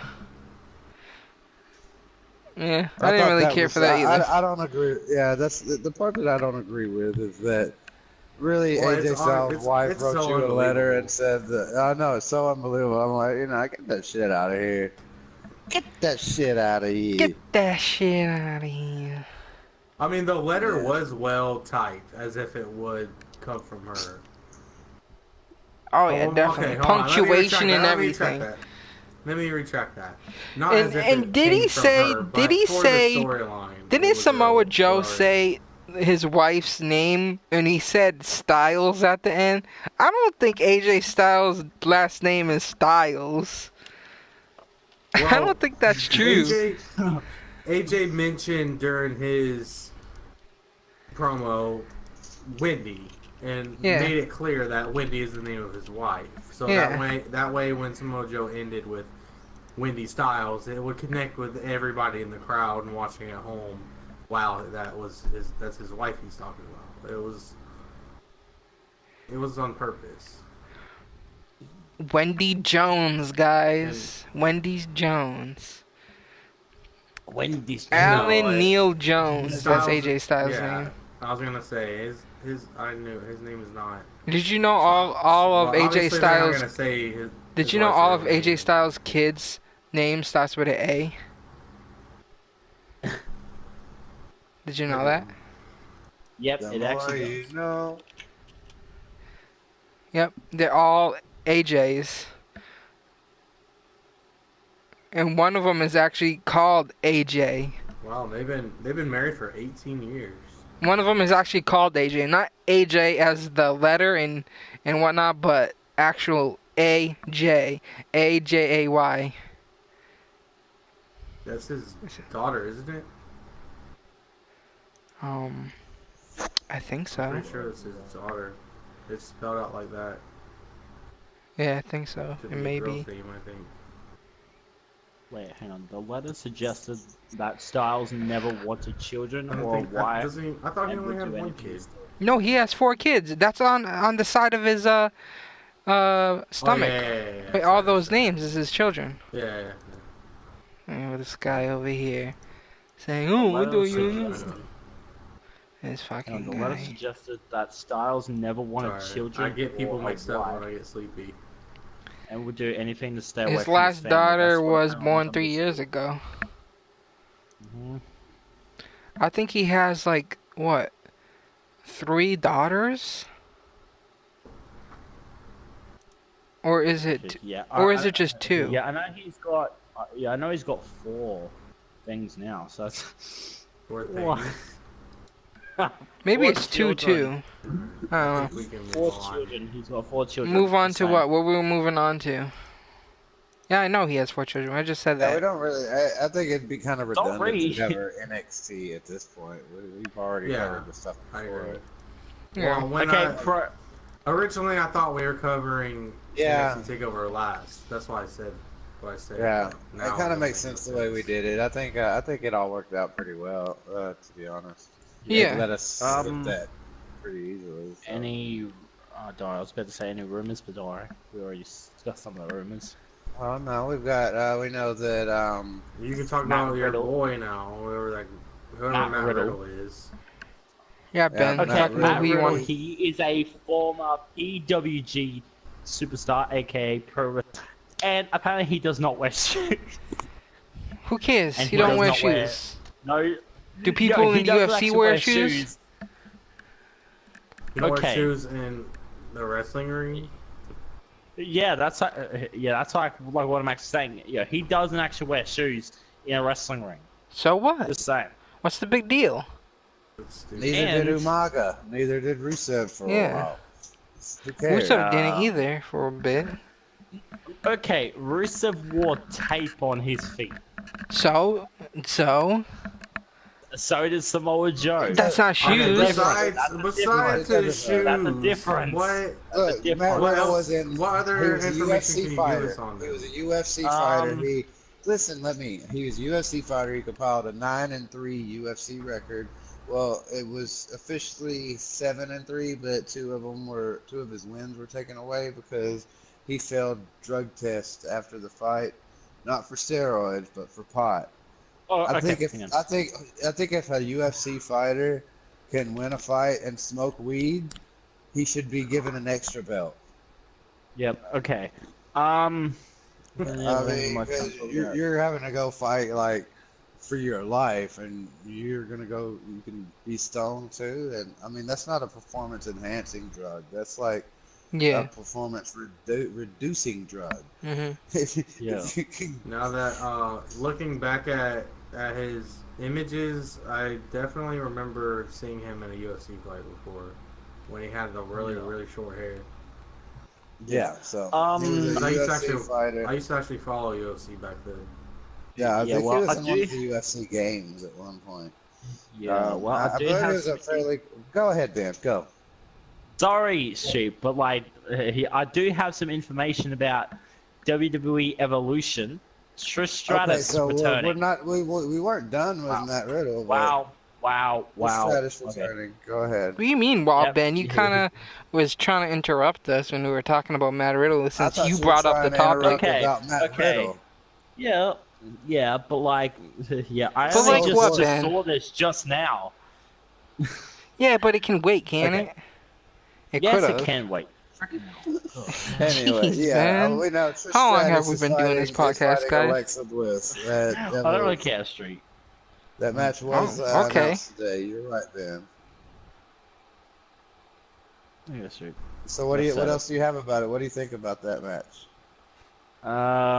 Which one? The one you just talked about, Trish Stratus and Alexa Bliss. This was not actually a little bit confirmed. This was actually a little bit of thing that WWE actually forgot to. No, no. This was actually like during the NXT Takeover kickoff show. They actually promoted this match, and a lot of people were actually saying like the WWE like did like a boo boo. God, Don't care, Ben. Sorry, but. So, we got Matt Riddle in the crowd during this NXT. Did we talk about the week before where Cain Velasquez was in the crowd? Did you guys mention that? I think it was Keith Lee. Big about it was Keith Lee who was in the ring. What? Cain Velasquez was in the arena in the crowd in the last week's NXT. Yeah, I think he's saying that he was there during the what's his name's match. He was ringside. Yeah, that was. I think that was. Remember when we saw the article about him being at the Performance Center? You know, these aren't filmed live, so they're filmed. This was when he was at the Performance Center. It's that same week. Yeah. So it's not like he's there again. Oh, look, he's showing up again. No, this was that week that they taped that. Yep. I wouldn't read any further into it at this point. He might be interested, but I think any signing is probably at least, maybe so, but I think it's going to be at least a year or two down the road. Well, yeah. Also, Kevin Owens and Mark Henry, like they were actually spotted at NXT Takeover, which, like, to me, I was like so confused why they were there. But now I can see that the reason why they were there because of like I don't know what I'm trying to say right now because I'm like losing my brains. Fans. Yeah. Can we also like go back to the whole Ask the Black Attack for a very quick minute because EC3 called out Lars Sullivan for being a suspect on this whole attack. So do you think we may see an EC3 Lars Sullivan rivalry? I wouldn't care for it. Okay, Sheep, I want to hear your I want to hear your side of this. I don't care about a rivalry between the EC3 and Lars Sullivan. Lars Sullivan should just either go up to the main roster and be a mid-carder, or I don't know. Sorry, I'm not a big fan of Lars, and I think that's pushing the opposite direction for EC3. It's the wrong direction. Quick check. I think that's about all of the. There was a series of interesting tweets from R-Truth and Ty Dillinger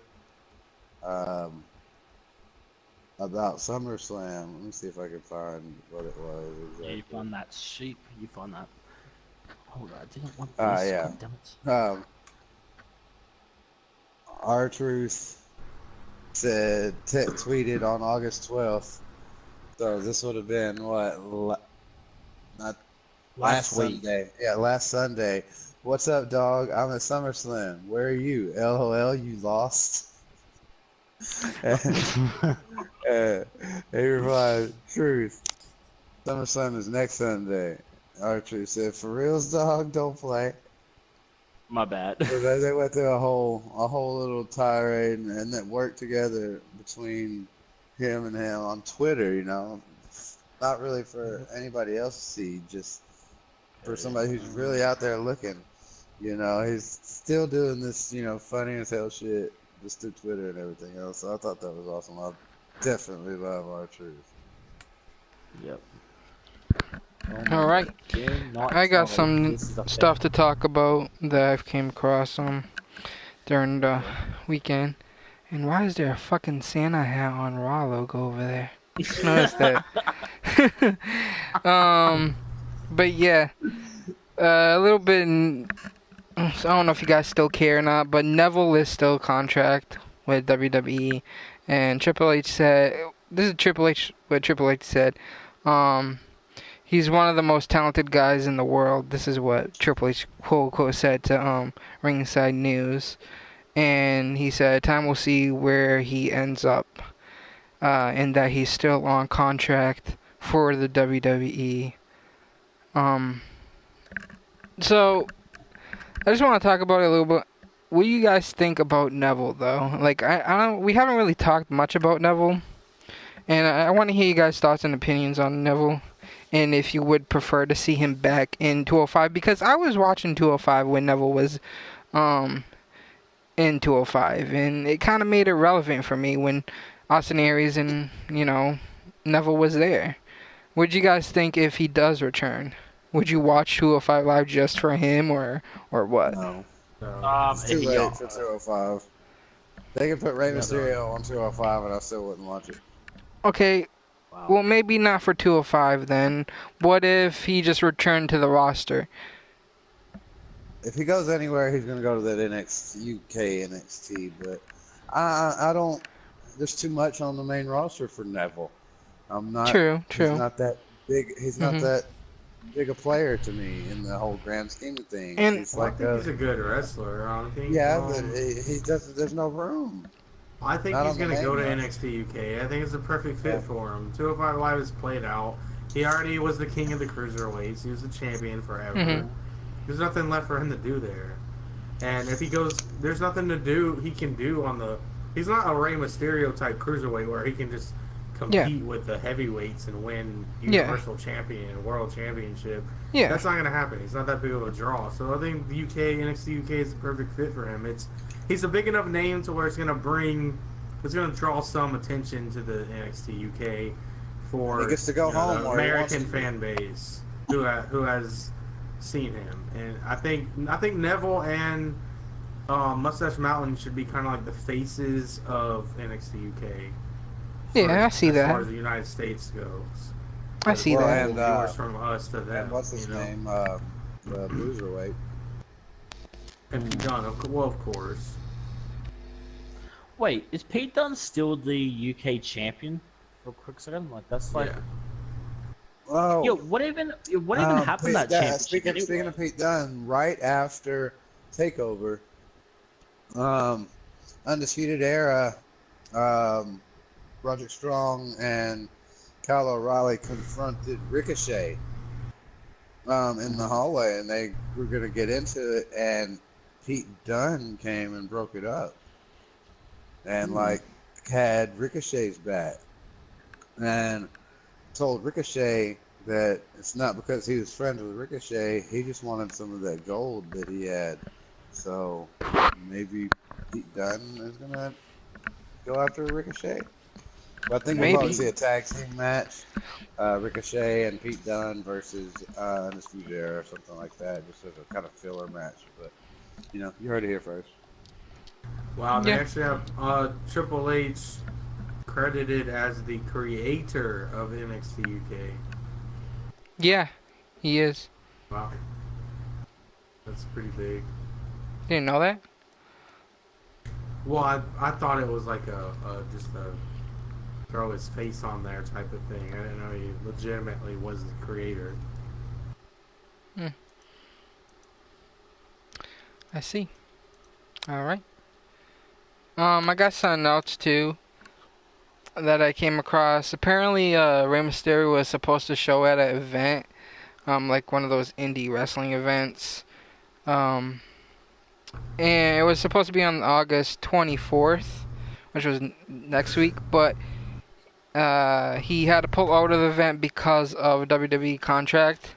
I guess maybe he's gonna be in a meeting or something for his WWE contract and he can't attend, or maybe the contract says he can't be at the event. Who knows? But there are some fans that were kind of pissed off about it because they basically got tickets for that event just to see Rey Mysterio and do a meet and greet, because they also had meet and greet tickets. So a lot of fans are pissed off, but they are getting refunds for the meet and greet tickets as well. Yeah. So come on. No, they went to that indie show for the indie wrestlers. They didn't go to see Rey Mysterio. Who's Rey Mysterio? Nobody goes to indie shows for Rey Mysterio. They go for the indie wrestlers, right? I don't think so. I mean, if I know. At first I thought you were being serious here. I was like, I don't think so. But yeah, I would be pretty pissed off too. So hopefully that gets resolved and see what happens with Rey Mysterio. Anyways, I have another news here. I don't know if you guys heard about it or seen anything about it, but Seth Rollins had a take on an interview about the whole Rock comeback at WrestleMania, and there's no speculation on what the Rock will be in the match, but they're saying the Rock will be a main eventing WrestleMania, which really I agree what Seth Rollins says here in this interview. He said, if we're not the guys who can main event WrestleMania, then how are we ever going to be The Rock? Like, you know what I'm saying? I agree there. He goes, how are we ever going to be Stone Cold Steve Austin? If we can't hold on to these guys forever, we just can't. We can't hold on. That's the thing. That's why I brought up my reasons about why The Rock has to come back. Why does he have to come out? Why does these big wrestlers, like these wrestlers that don't even wrestle anymore, but they're big names because they were big back then, why do they have to come back at an event like WrestleMania? These shows are supposed to be shows for, new wrestlers and new upcoming wrestlers to prove themselves. It's the grandest show of them all. This show is to make money. And obviously, but Seth Rollins is fighting with this statement here, and I agree with him. I agree with what he's saying. And I understand it's all about money and everything, but like we were saying last week, we were fighting about how WWE's these days with the whole it's just about making money. And I wish it could not be about that, but they kind of it has to be that way. And I understand, because Seth Rollins is not the only person that believes this. You know what I'm saying? There's a lot of wrestlers out there that has the same idea as Seth Rollins. All these upcoming wrestlers have the same thoughts and opinions. Have the same thoughts and opinions. But what's more important what's more important to wrestling?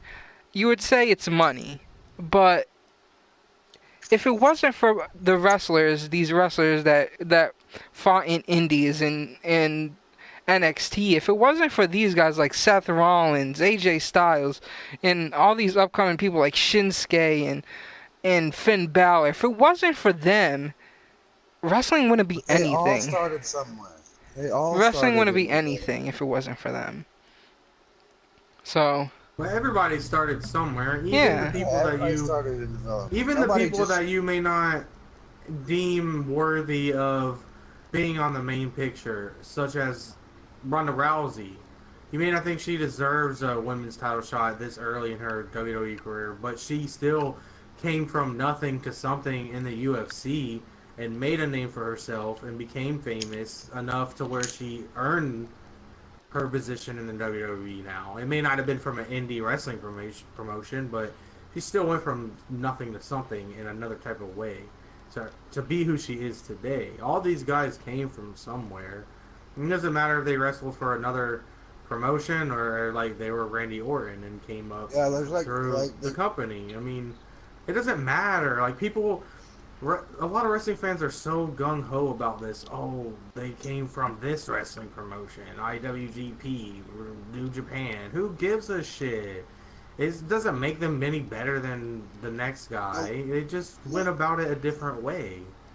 Yep. It doesn't make them a better wrestler than some. Look at Randy Orton.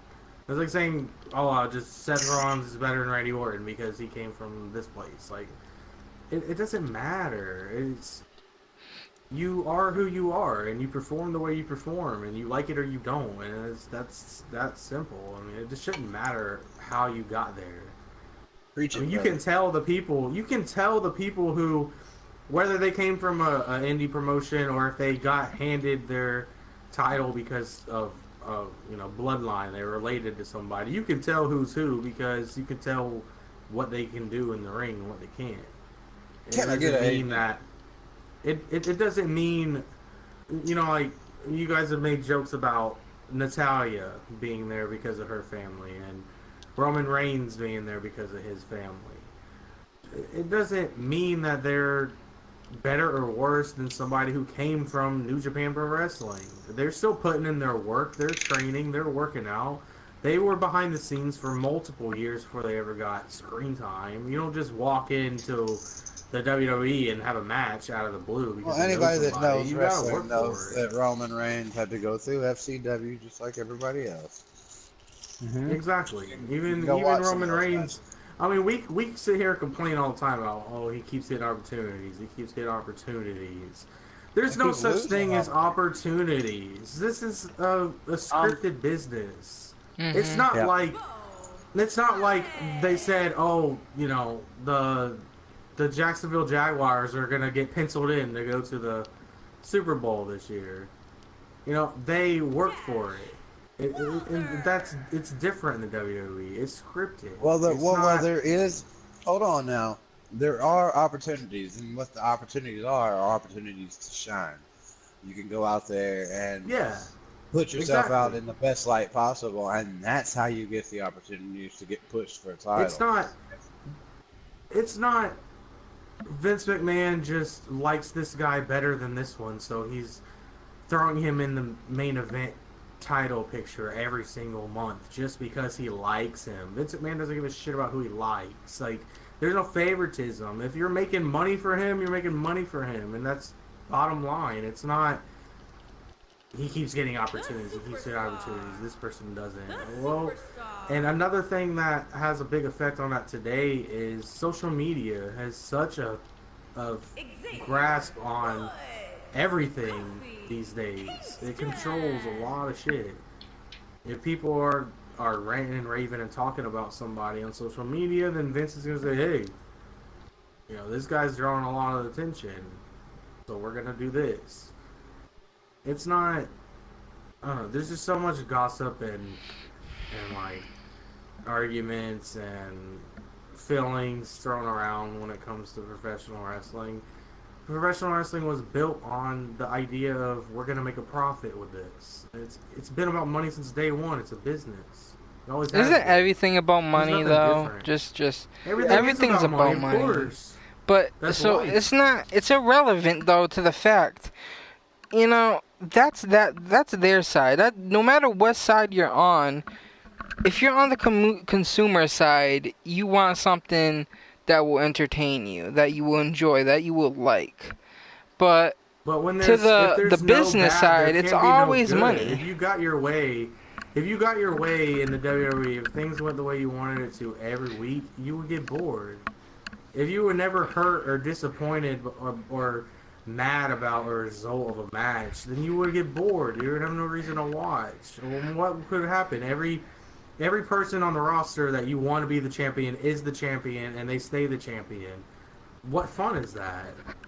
What good is that? That's the thing, though, because that's not that wouldn't happen because everybody has different thoughts and opinions, so that wouldn't happen. Well, exactly.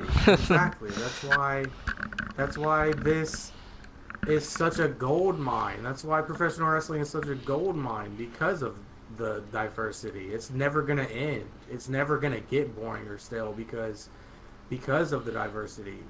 You can't say that it's not boring now, because there's a lot of boring too wrestling right now in WWE. We think that and probably the people in our general age group right now, the majority, probably feel the same way roughly. Yeah. But there's millions of people around the world who would listen to us right now and think that we're crazy. They probably think this last episode of Raw was absolutely amazing, and that's why no one ever. Some kids, some older.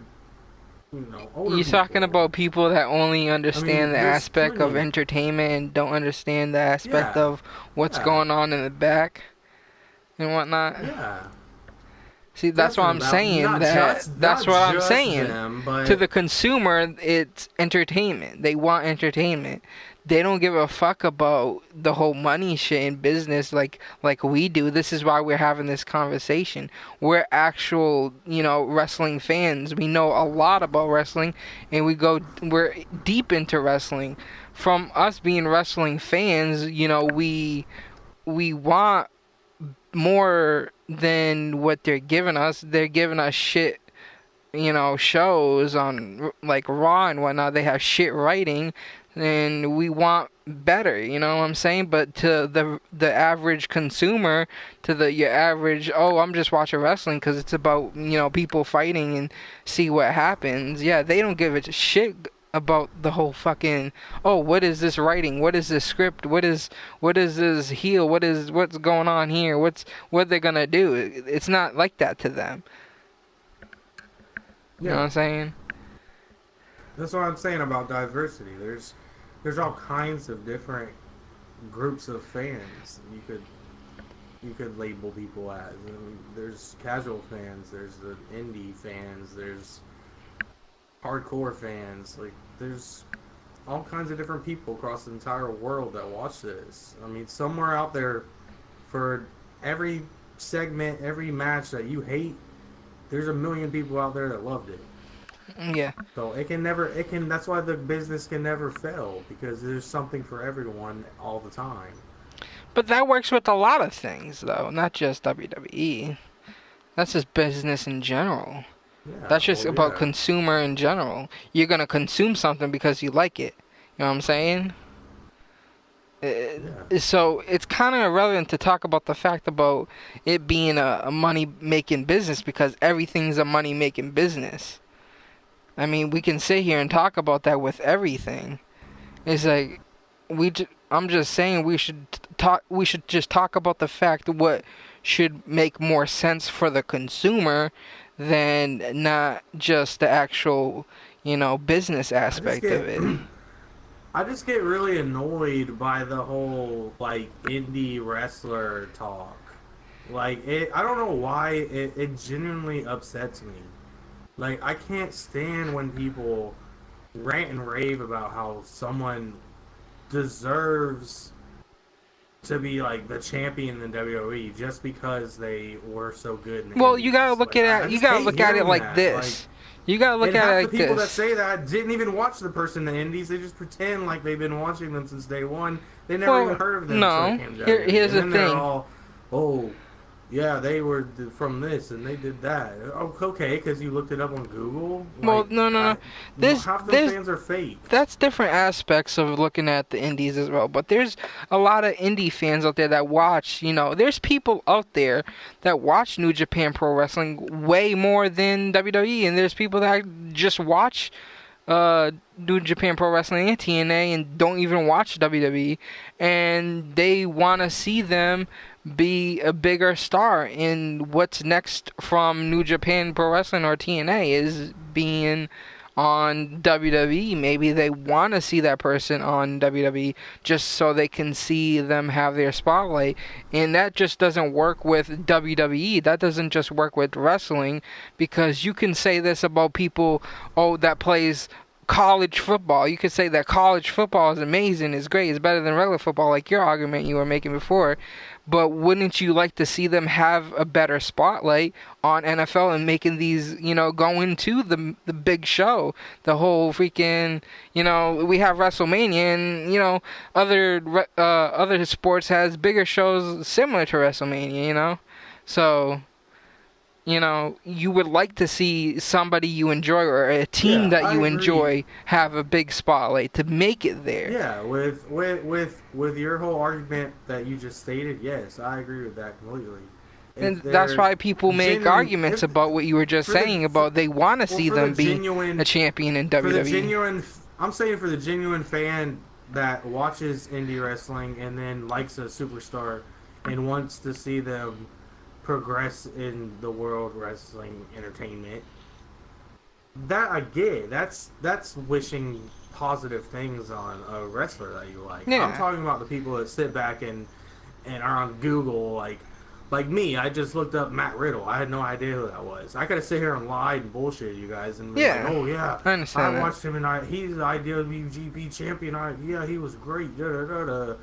And pretended to be a huge fan of his just because he was an indie wrestler. I'm talking about those type of people. The pretenders.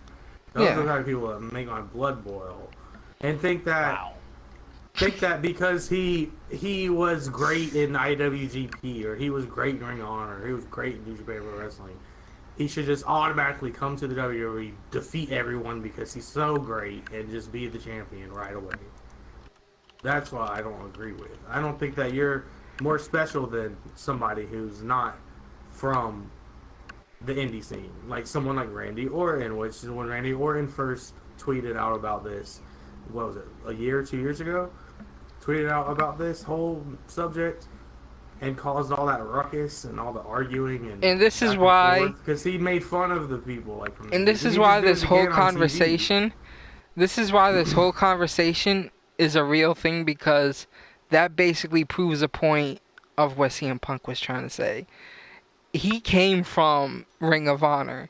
He came from TNA. He came from indie promotions to WWE to make it big, and he did, but he never main evented. So he got the title he deserved. He got the title he deserved. But this brings up my whole thing about why should people like John Cena, The Rock, or people that come back, people that's already made it big, already made a name for themselves in WWE, in the history of wrestling, why should they just come back to take up somebody's spotlight? That spotlight could have been for somebody that's trying to make it big, or trying to have a big comeback, or somebody that's trying to get up there. It's just taking up spots because it's all about the company greed and shit like that. Yeah, we can agree on that, but the consumer wants to see somebody, fresh faces like AJ Styles, because fresh faces to them is AJ Styles, Finn Balor, and Seth Rollins and Shinsuke. Those are fresh faces, and they want to see those people. You know, there's people out there that want to see them succeed and want to see them hold the title and have a main event match at WrestleMania or something like that. They've had moments. They've been. Finn Balor's the first Universal Champion. See, but the average consumer does not understand a thing called moments. They don't understand the whole talk we're talking about here about them having their moment. They don't understand that. The average consumer. They're like, oh, why this guy, you know, he has a title and he held the title so many times. He defeated people so many times. Why does he not have a match at WrestleMania? Or why is he not on the main card of a big show? I agree, but I mean, it's simple. If your name doesn't bring the attention that the names of The Rock and John Cena bring, then they just don't. It's just that simple. You didn't do enough. You didn't go out there. You didn't. I don't know. You didn't light that spark in the universe. I don't know. I mean, I can't say why does John Cena deserve this or that? Why does he deserve to come back? Why does he deserve to be the face? I don't know. It just kind of happened. People just why is whatever rapper or whatever band blows up and is famous on the radio, why them? They hit a nerve. Yeah, but they aren't a person like John Cena that's made it before. people that you can't compare it to music, because people that blow up in music is people you never heard of. Have you ever heard of fucking Little Pump before, or a Little Yachty? Like, for real, you can't compare that to John Cena because you never heard of them. There's people that heard of The Rock and John Cena. But they did something right to gain attention to become famous. Yeah, they gave attention to the fucking people that want to make money. Yeah, big deal. I'm just saying, you may not agree with it. I don't agree with it, as far as the music part of it goes. But it is what it is. We can't control it. I mean, there's also no reason to say, you know. The point is, there's no reason to bash John Cena and hate John Cena and praise CM Punk. There's no reason for it. Why? It's not his views. What is he supposed to do? Say, no, I don't want to show up. I don't want to be famous. I don't want to be the face of the see, company. this is why we have a lot of people. This is why we have a lot of good wrestlers leaving WWE. He's in the back crying right now, threatening to quit. So let's put him in my match. You know, was he supposed to just not do it? I mean, I don't understand why. It's just the people are just hating. I mean, and maybe it's not fair for whatever reason you say it's not fair, but this makes up the same point to everybody else that quits WWE. And it's just like the same reason for Neville and why he's still on contract and not showing up, because he disagrees on what he's been given. He's champion, yeah. What good? What is Neville and CM Punk doing right now? What good did they do for themselves? Okay. Yeah, but see, that's what they don't care about.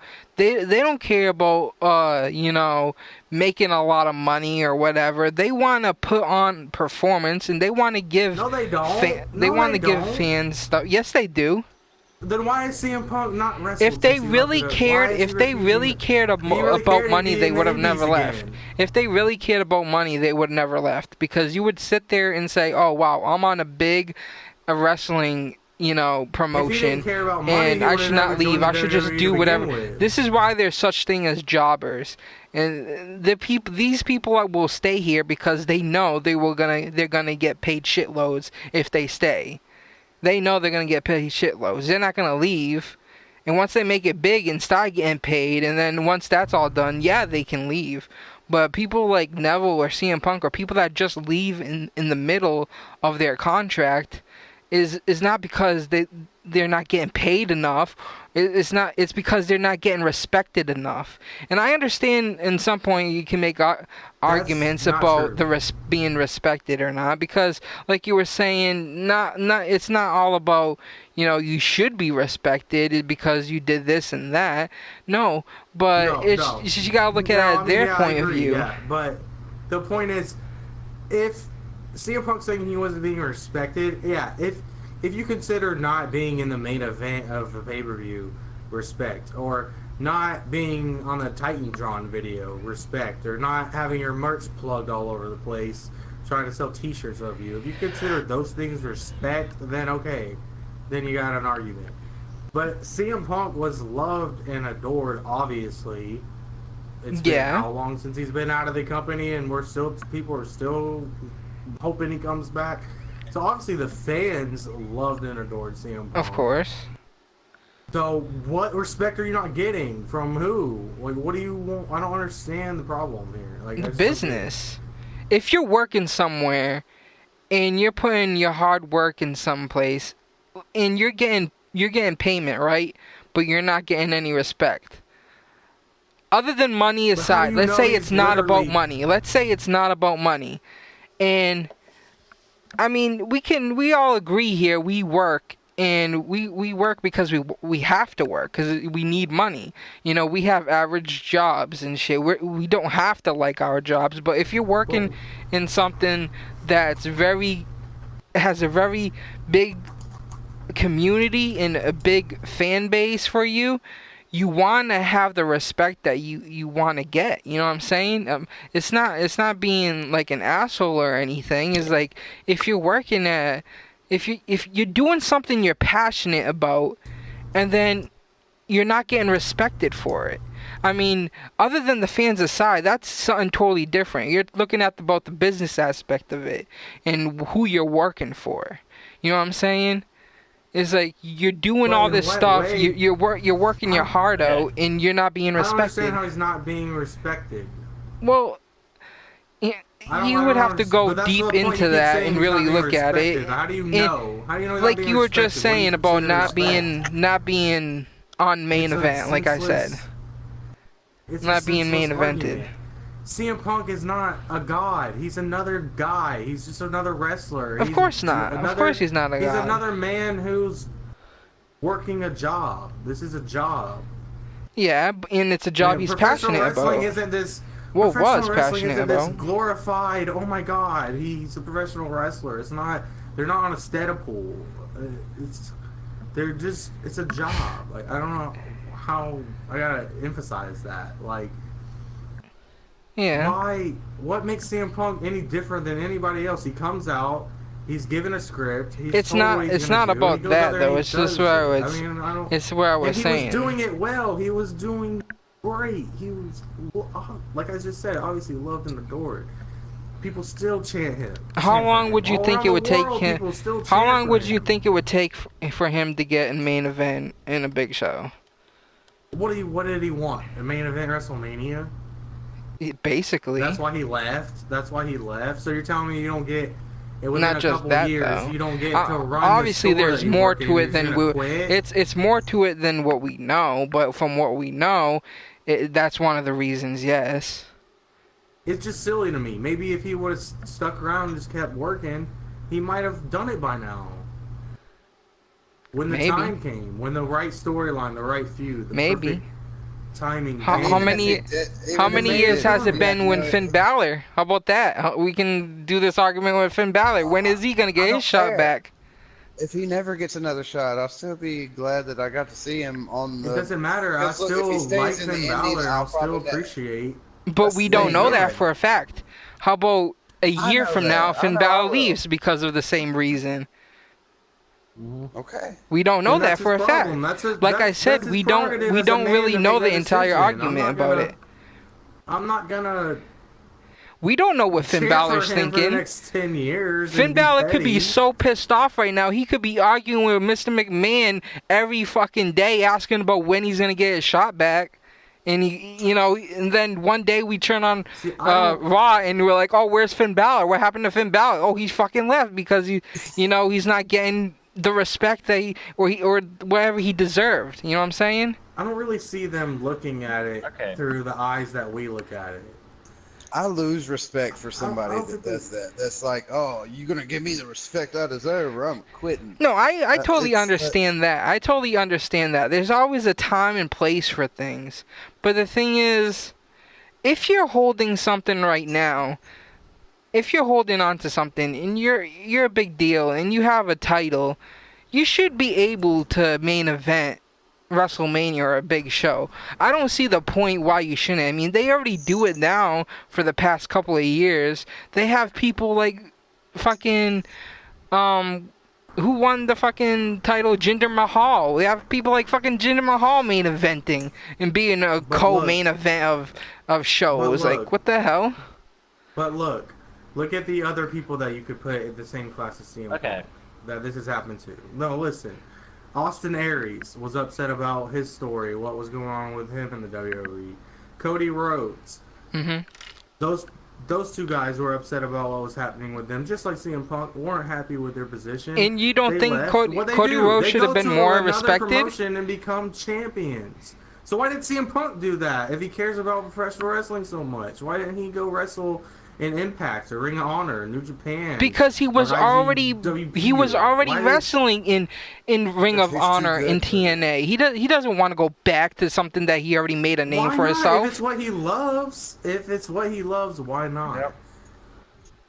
Why would you not? If we all going to do. Not everybody thinks that way. Aristotle said, "Then it's for the money. If he's been there, done that, then he doesn't care about the professional wrestling anymore."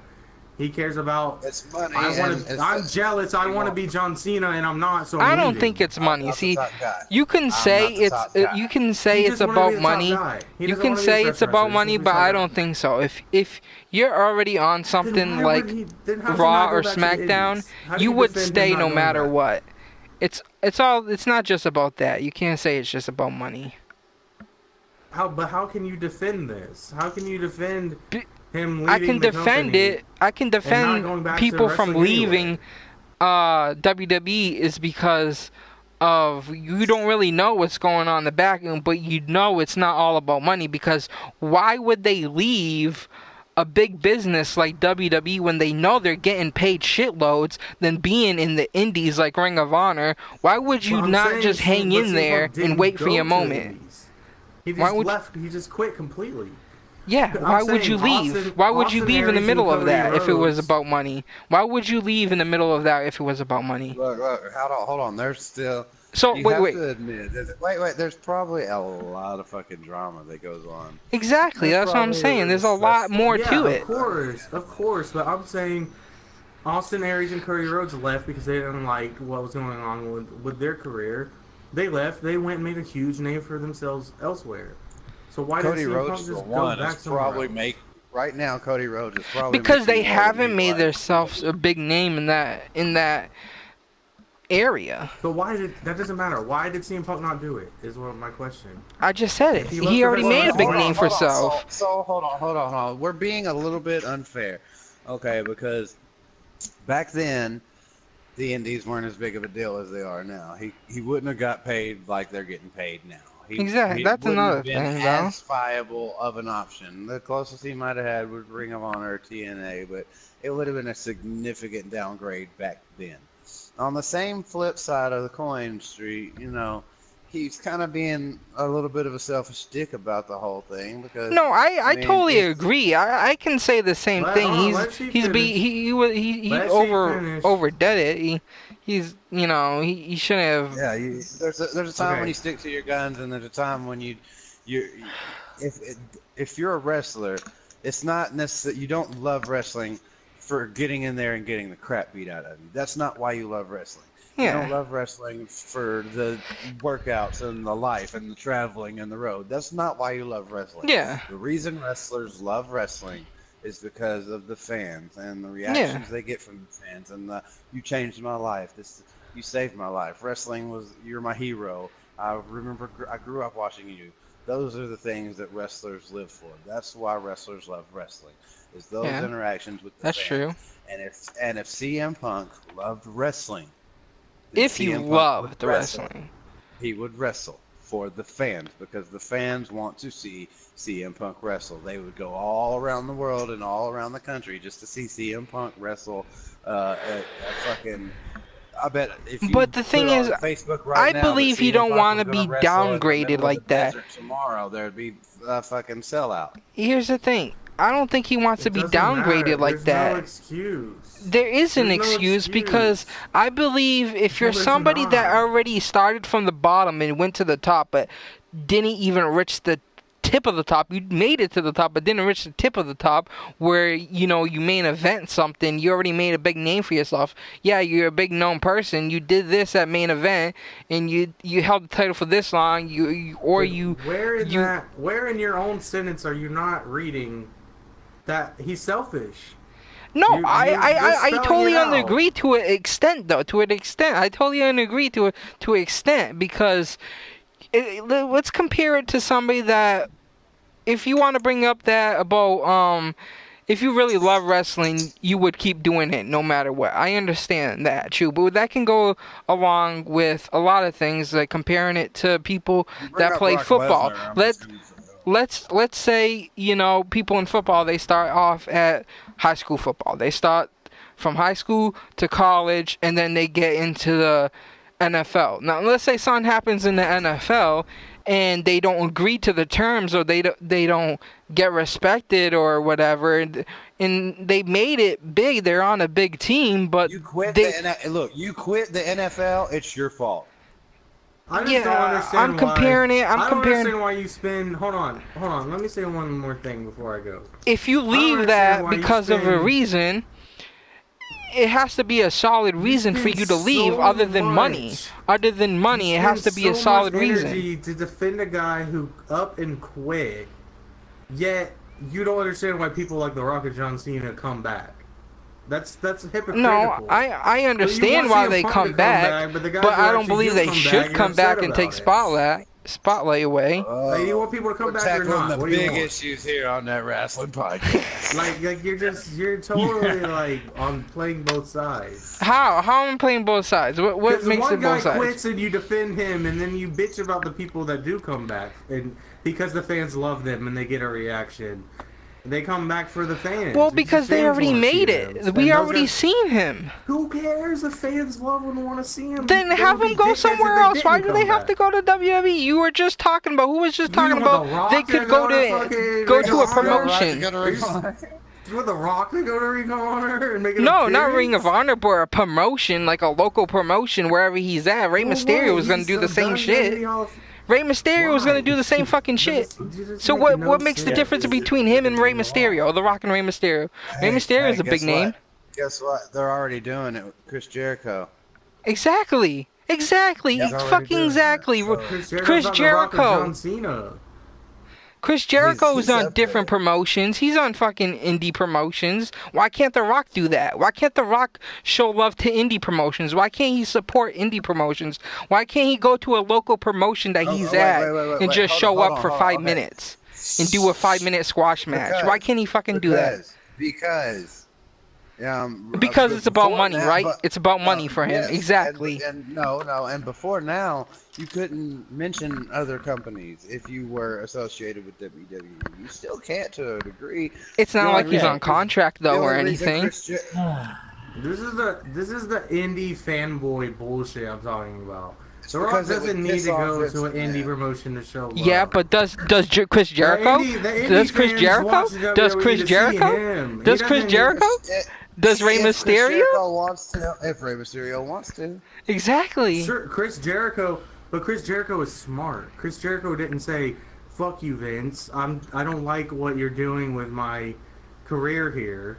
He said, "Hey, Vince, while in the downtime, while I don't have nothing going on, I'd like to go over here and do this because I love professional wrestling and I'm not a big-headed CM Punk who thinks I'm better than everybody else. I love professional wrestling. What makes you think he thinks he's better than somebody else? Why are you bringing that up? I don't mind going in wrestling in these smaller promotions. Why do you think he thinks he's better than everybody else?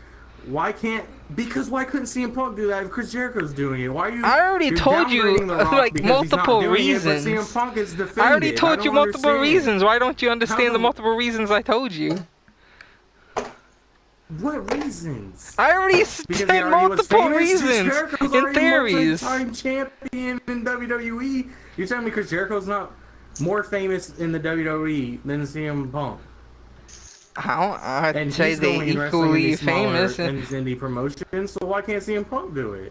Because he's already a big name. I think honestly, I think you're being a little bit. You're saying something's okay. No. I think you're being a little bit biased here. Is what I'm thinking. How? Because you are being a little bit biased. This is the same way as when we talk about Brock Lesnar. Are you serious? No. What's up with Brock Lesnar? No, if we were talking about Brock Lesnar, you'd be the same way defending Brock Lesnar. You won't admit it. That's what it is. You're wrong and you won't admit it. What? Admit what? You know that what I'm saying makes 100% sense. No, I'm not saying I'm not saying I'm not going to admit it. I agree to an extent of what you're saying. You keep saying to an extent. Why can't you just agree? What extent? Because there's more to the story than what we know. There's more to it. If you're a wrestler for indie promotions, why can't CM Punk? There's no opinion in that. It's a statement. It's the truth. I just said why he wouldn't do it. I mean, he's not the only person that would have done that shit like that.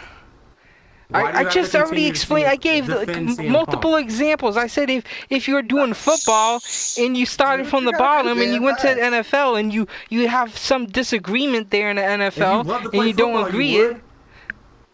agree with it and you leave, why would you go back to college football? Why would you do that if you already made a name for yourself there? Get on your computer and Google all the former NFL superstars that are currently playing in a flag football division right now. They went former. from the NFL Okay, so former. And they're playing flag football now because they love the Why game. are they former? Because they already made a name for themselves in football history, or they already won something, or they done something big already. There's different cases. Some already won a Super Bowl. Some got kicked out for drugs. Some went to jail. Kaepernick. I mean, there's all kinds of multiple Kaepernick. reasons. He'll probably be playing in an There's all arena kinds league of reasons. But the point is, they were on that stardom, that totem pole, and still turned around and went back to continue to play the game in a lower setting, in a lower league, because they love playing the game. I was saying it 100 times. If Chris Jericho can go do it, why can't CM Punk go do it? Chris Jericho is a bigger name, more of a celebrity around the world than CM Punk. So if Chris Jericho can show that respect to go wrestle in the Indies, why couldn't CM Punk do it? If he was that mad, that upset about what was going on with his career in the WWE, then don't just throw it all away. Go do it somewhere else. Yeah, wouldn't it be like a bigger That's all I'm saying. There's no reason to just up and quit because I'm not headlining WrestleMania. I'm just never gonna wrestle in professional wrestling again. Newsflash: who cares about Brock Lesnar? Why would you make that decision? I don't understand. Why would you watch Brock Lesnar? Oh. Huh? So look at the statistics poll on Twitter. No one cares about Brock Lesnar. Moving on. I think we should end the podcast. 33 hours. We're not gonna switch it to Brock Lesnar. I know, because you don't want to talk about Brock Lesnar. I'm just tired of everyone defending CM Punk so much. And I'm tired of people defending Brock Lesnar. He quit on you. He said, I'm tired of people defending Brock Lesnar. Brock Lesnar's still here, ain't he? I'm tired of him being taking the money and sitting at his house and enjoying what he does. Does he love wrestling? Does he? Or does he just love the money? He's doing what he's told. Oh, he's doing what he's told. He can choose what he wants to do. He doesn't need people to tell him what to do. He doesn't be like, oh, you gotta do this, Brock Lesnar. He's doing shit for money. Come on now. CEO of the company. He's doing shit for money. Why enjoy Brock Lesnar? What is there to enjoy Brock Lesnar? Why would you watch a Brock Lesnar match? Because, oh, you're such a big fan of him, but only the average consumer watches Brock Lesnar and loves Brock Lesnar. Only the average consumer would want to see a Brock Lesnar match. People that understand who Brock Lesnar really is and he only cares about money doesn't care about him. He doesn't care about fucking the fans. You could say, oh, it's just part of the shtick. You can say it's part of his shtick. CM Punk defenders can say what you want, but you'll be you can say you want about Brock Lesnar. Where Brock Lesnar will be headlining a pay-per-view and CM Punk won't be. And that's the bottom line. Oh, and Stone Cold said so. Stone Soul? No, because Stone Soul said so. Oh, Stone Soul.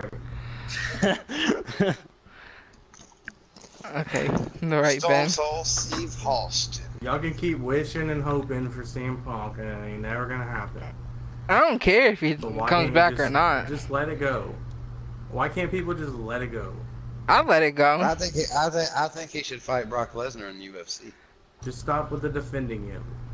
You stop defending Brock Lesnar. Because I get it. I'm not defending Brock Lesnar. You always do. You always defend Brock Lesnar. Because you always bring it up. You try to make me defend Brock Lesnar. And you're trying to make me defend CM Punk. It's the same shit. Technically, Brock Lesnar is always defending and reigning and undisputed. Yeah, very true. And how many freaking people has he had the freaking face so many bloody times? Well, I'm gonna say this right now. Yo, the amount of people that he has faced, like say for example, his face. Oh, let's actually see. Like, alright, Ben. No one cares what you're trying to say, Ben. Shut up, Street. No one cares. I'm gonna end the podcast. It's way too long. It's way too long. It's already over 3 hours long. We're ending the podcast. Alright. Say one thing. What you got, Ben? Street, I'm gonna say this right now. It's never quick with Ben. You know this. The one thing that Street. Well, don't make it longer. Let him talk. Street, would you please shut the damn hell up? Just go, Ben. Ben. Just say it. Just say it. Okay, go. All the freaking title offenses. I'm gonna say this right now, and I know like I'm about to get a lot of hate for this. All the freaking matches, all the title opportunities that he's had to fucking give, stupid freaking motherfucking Roman Reigns, so many times. Oh, yeah, I knew it was gonna be a Roman Reigns thing. No one cares about Roman Reigns because you keep bringing it up. I'm gonna say this right now. No, the reason why, like I'm just gonna say this right now. Yeah, how many top opportunities has he fucking had? He doesn't deserve none of them. Well, despite how we feel about Roman Reigns, I wouldn't necessarily say that he doesn't deserve. Okay. That's the one thing that... He works hard. He's doing his best. He's doing what he's told to do. He comes into work, grabs his script, and goes about his business. Okay. I mean, you can't say that he quote-unquote doesn't deserve it. I know. And I think that we get too emotionally involved in the gimmicks, and we don't realize that these are real people just living their lives. We get so involved. It's a classic case of Roman don't Reigns, shoot the messenger. He's just the messenger. If you want to get mad at somebody, get mad at Vince McMahon. Get mad at creative. It's not his fault. Roman Reigns is just a character. No, it is his fault. Here's the thing. A contract is a contract. You have the option to either agree with it or to make changes. You don't have to accept it. The only reason why you accept a contract is because about money. You do have to accept it. Make changes. You can't make changes. Yeah, you can. You can make. You can discuss your contract. If you go for if you go sign up for a contract for somewhere, you can discuss your contract. It's how it works. You can discuss it. It won't be permanent changes, or it won't happen. But you can discuss about your contract. You're just not gonna sign up for something and say, "Oh, yeah, you're gonna fucking clean dog shit for the rest of your life." You agree yes or no. You're a human. You can agree yes or no.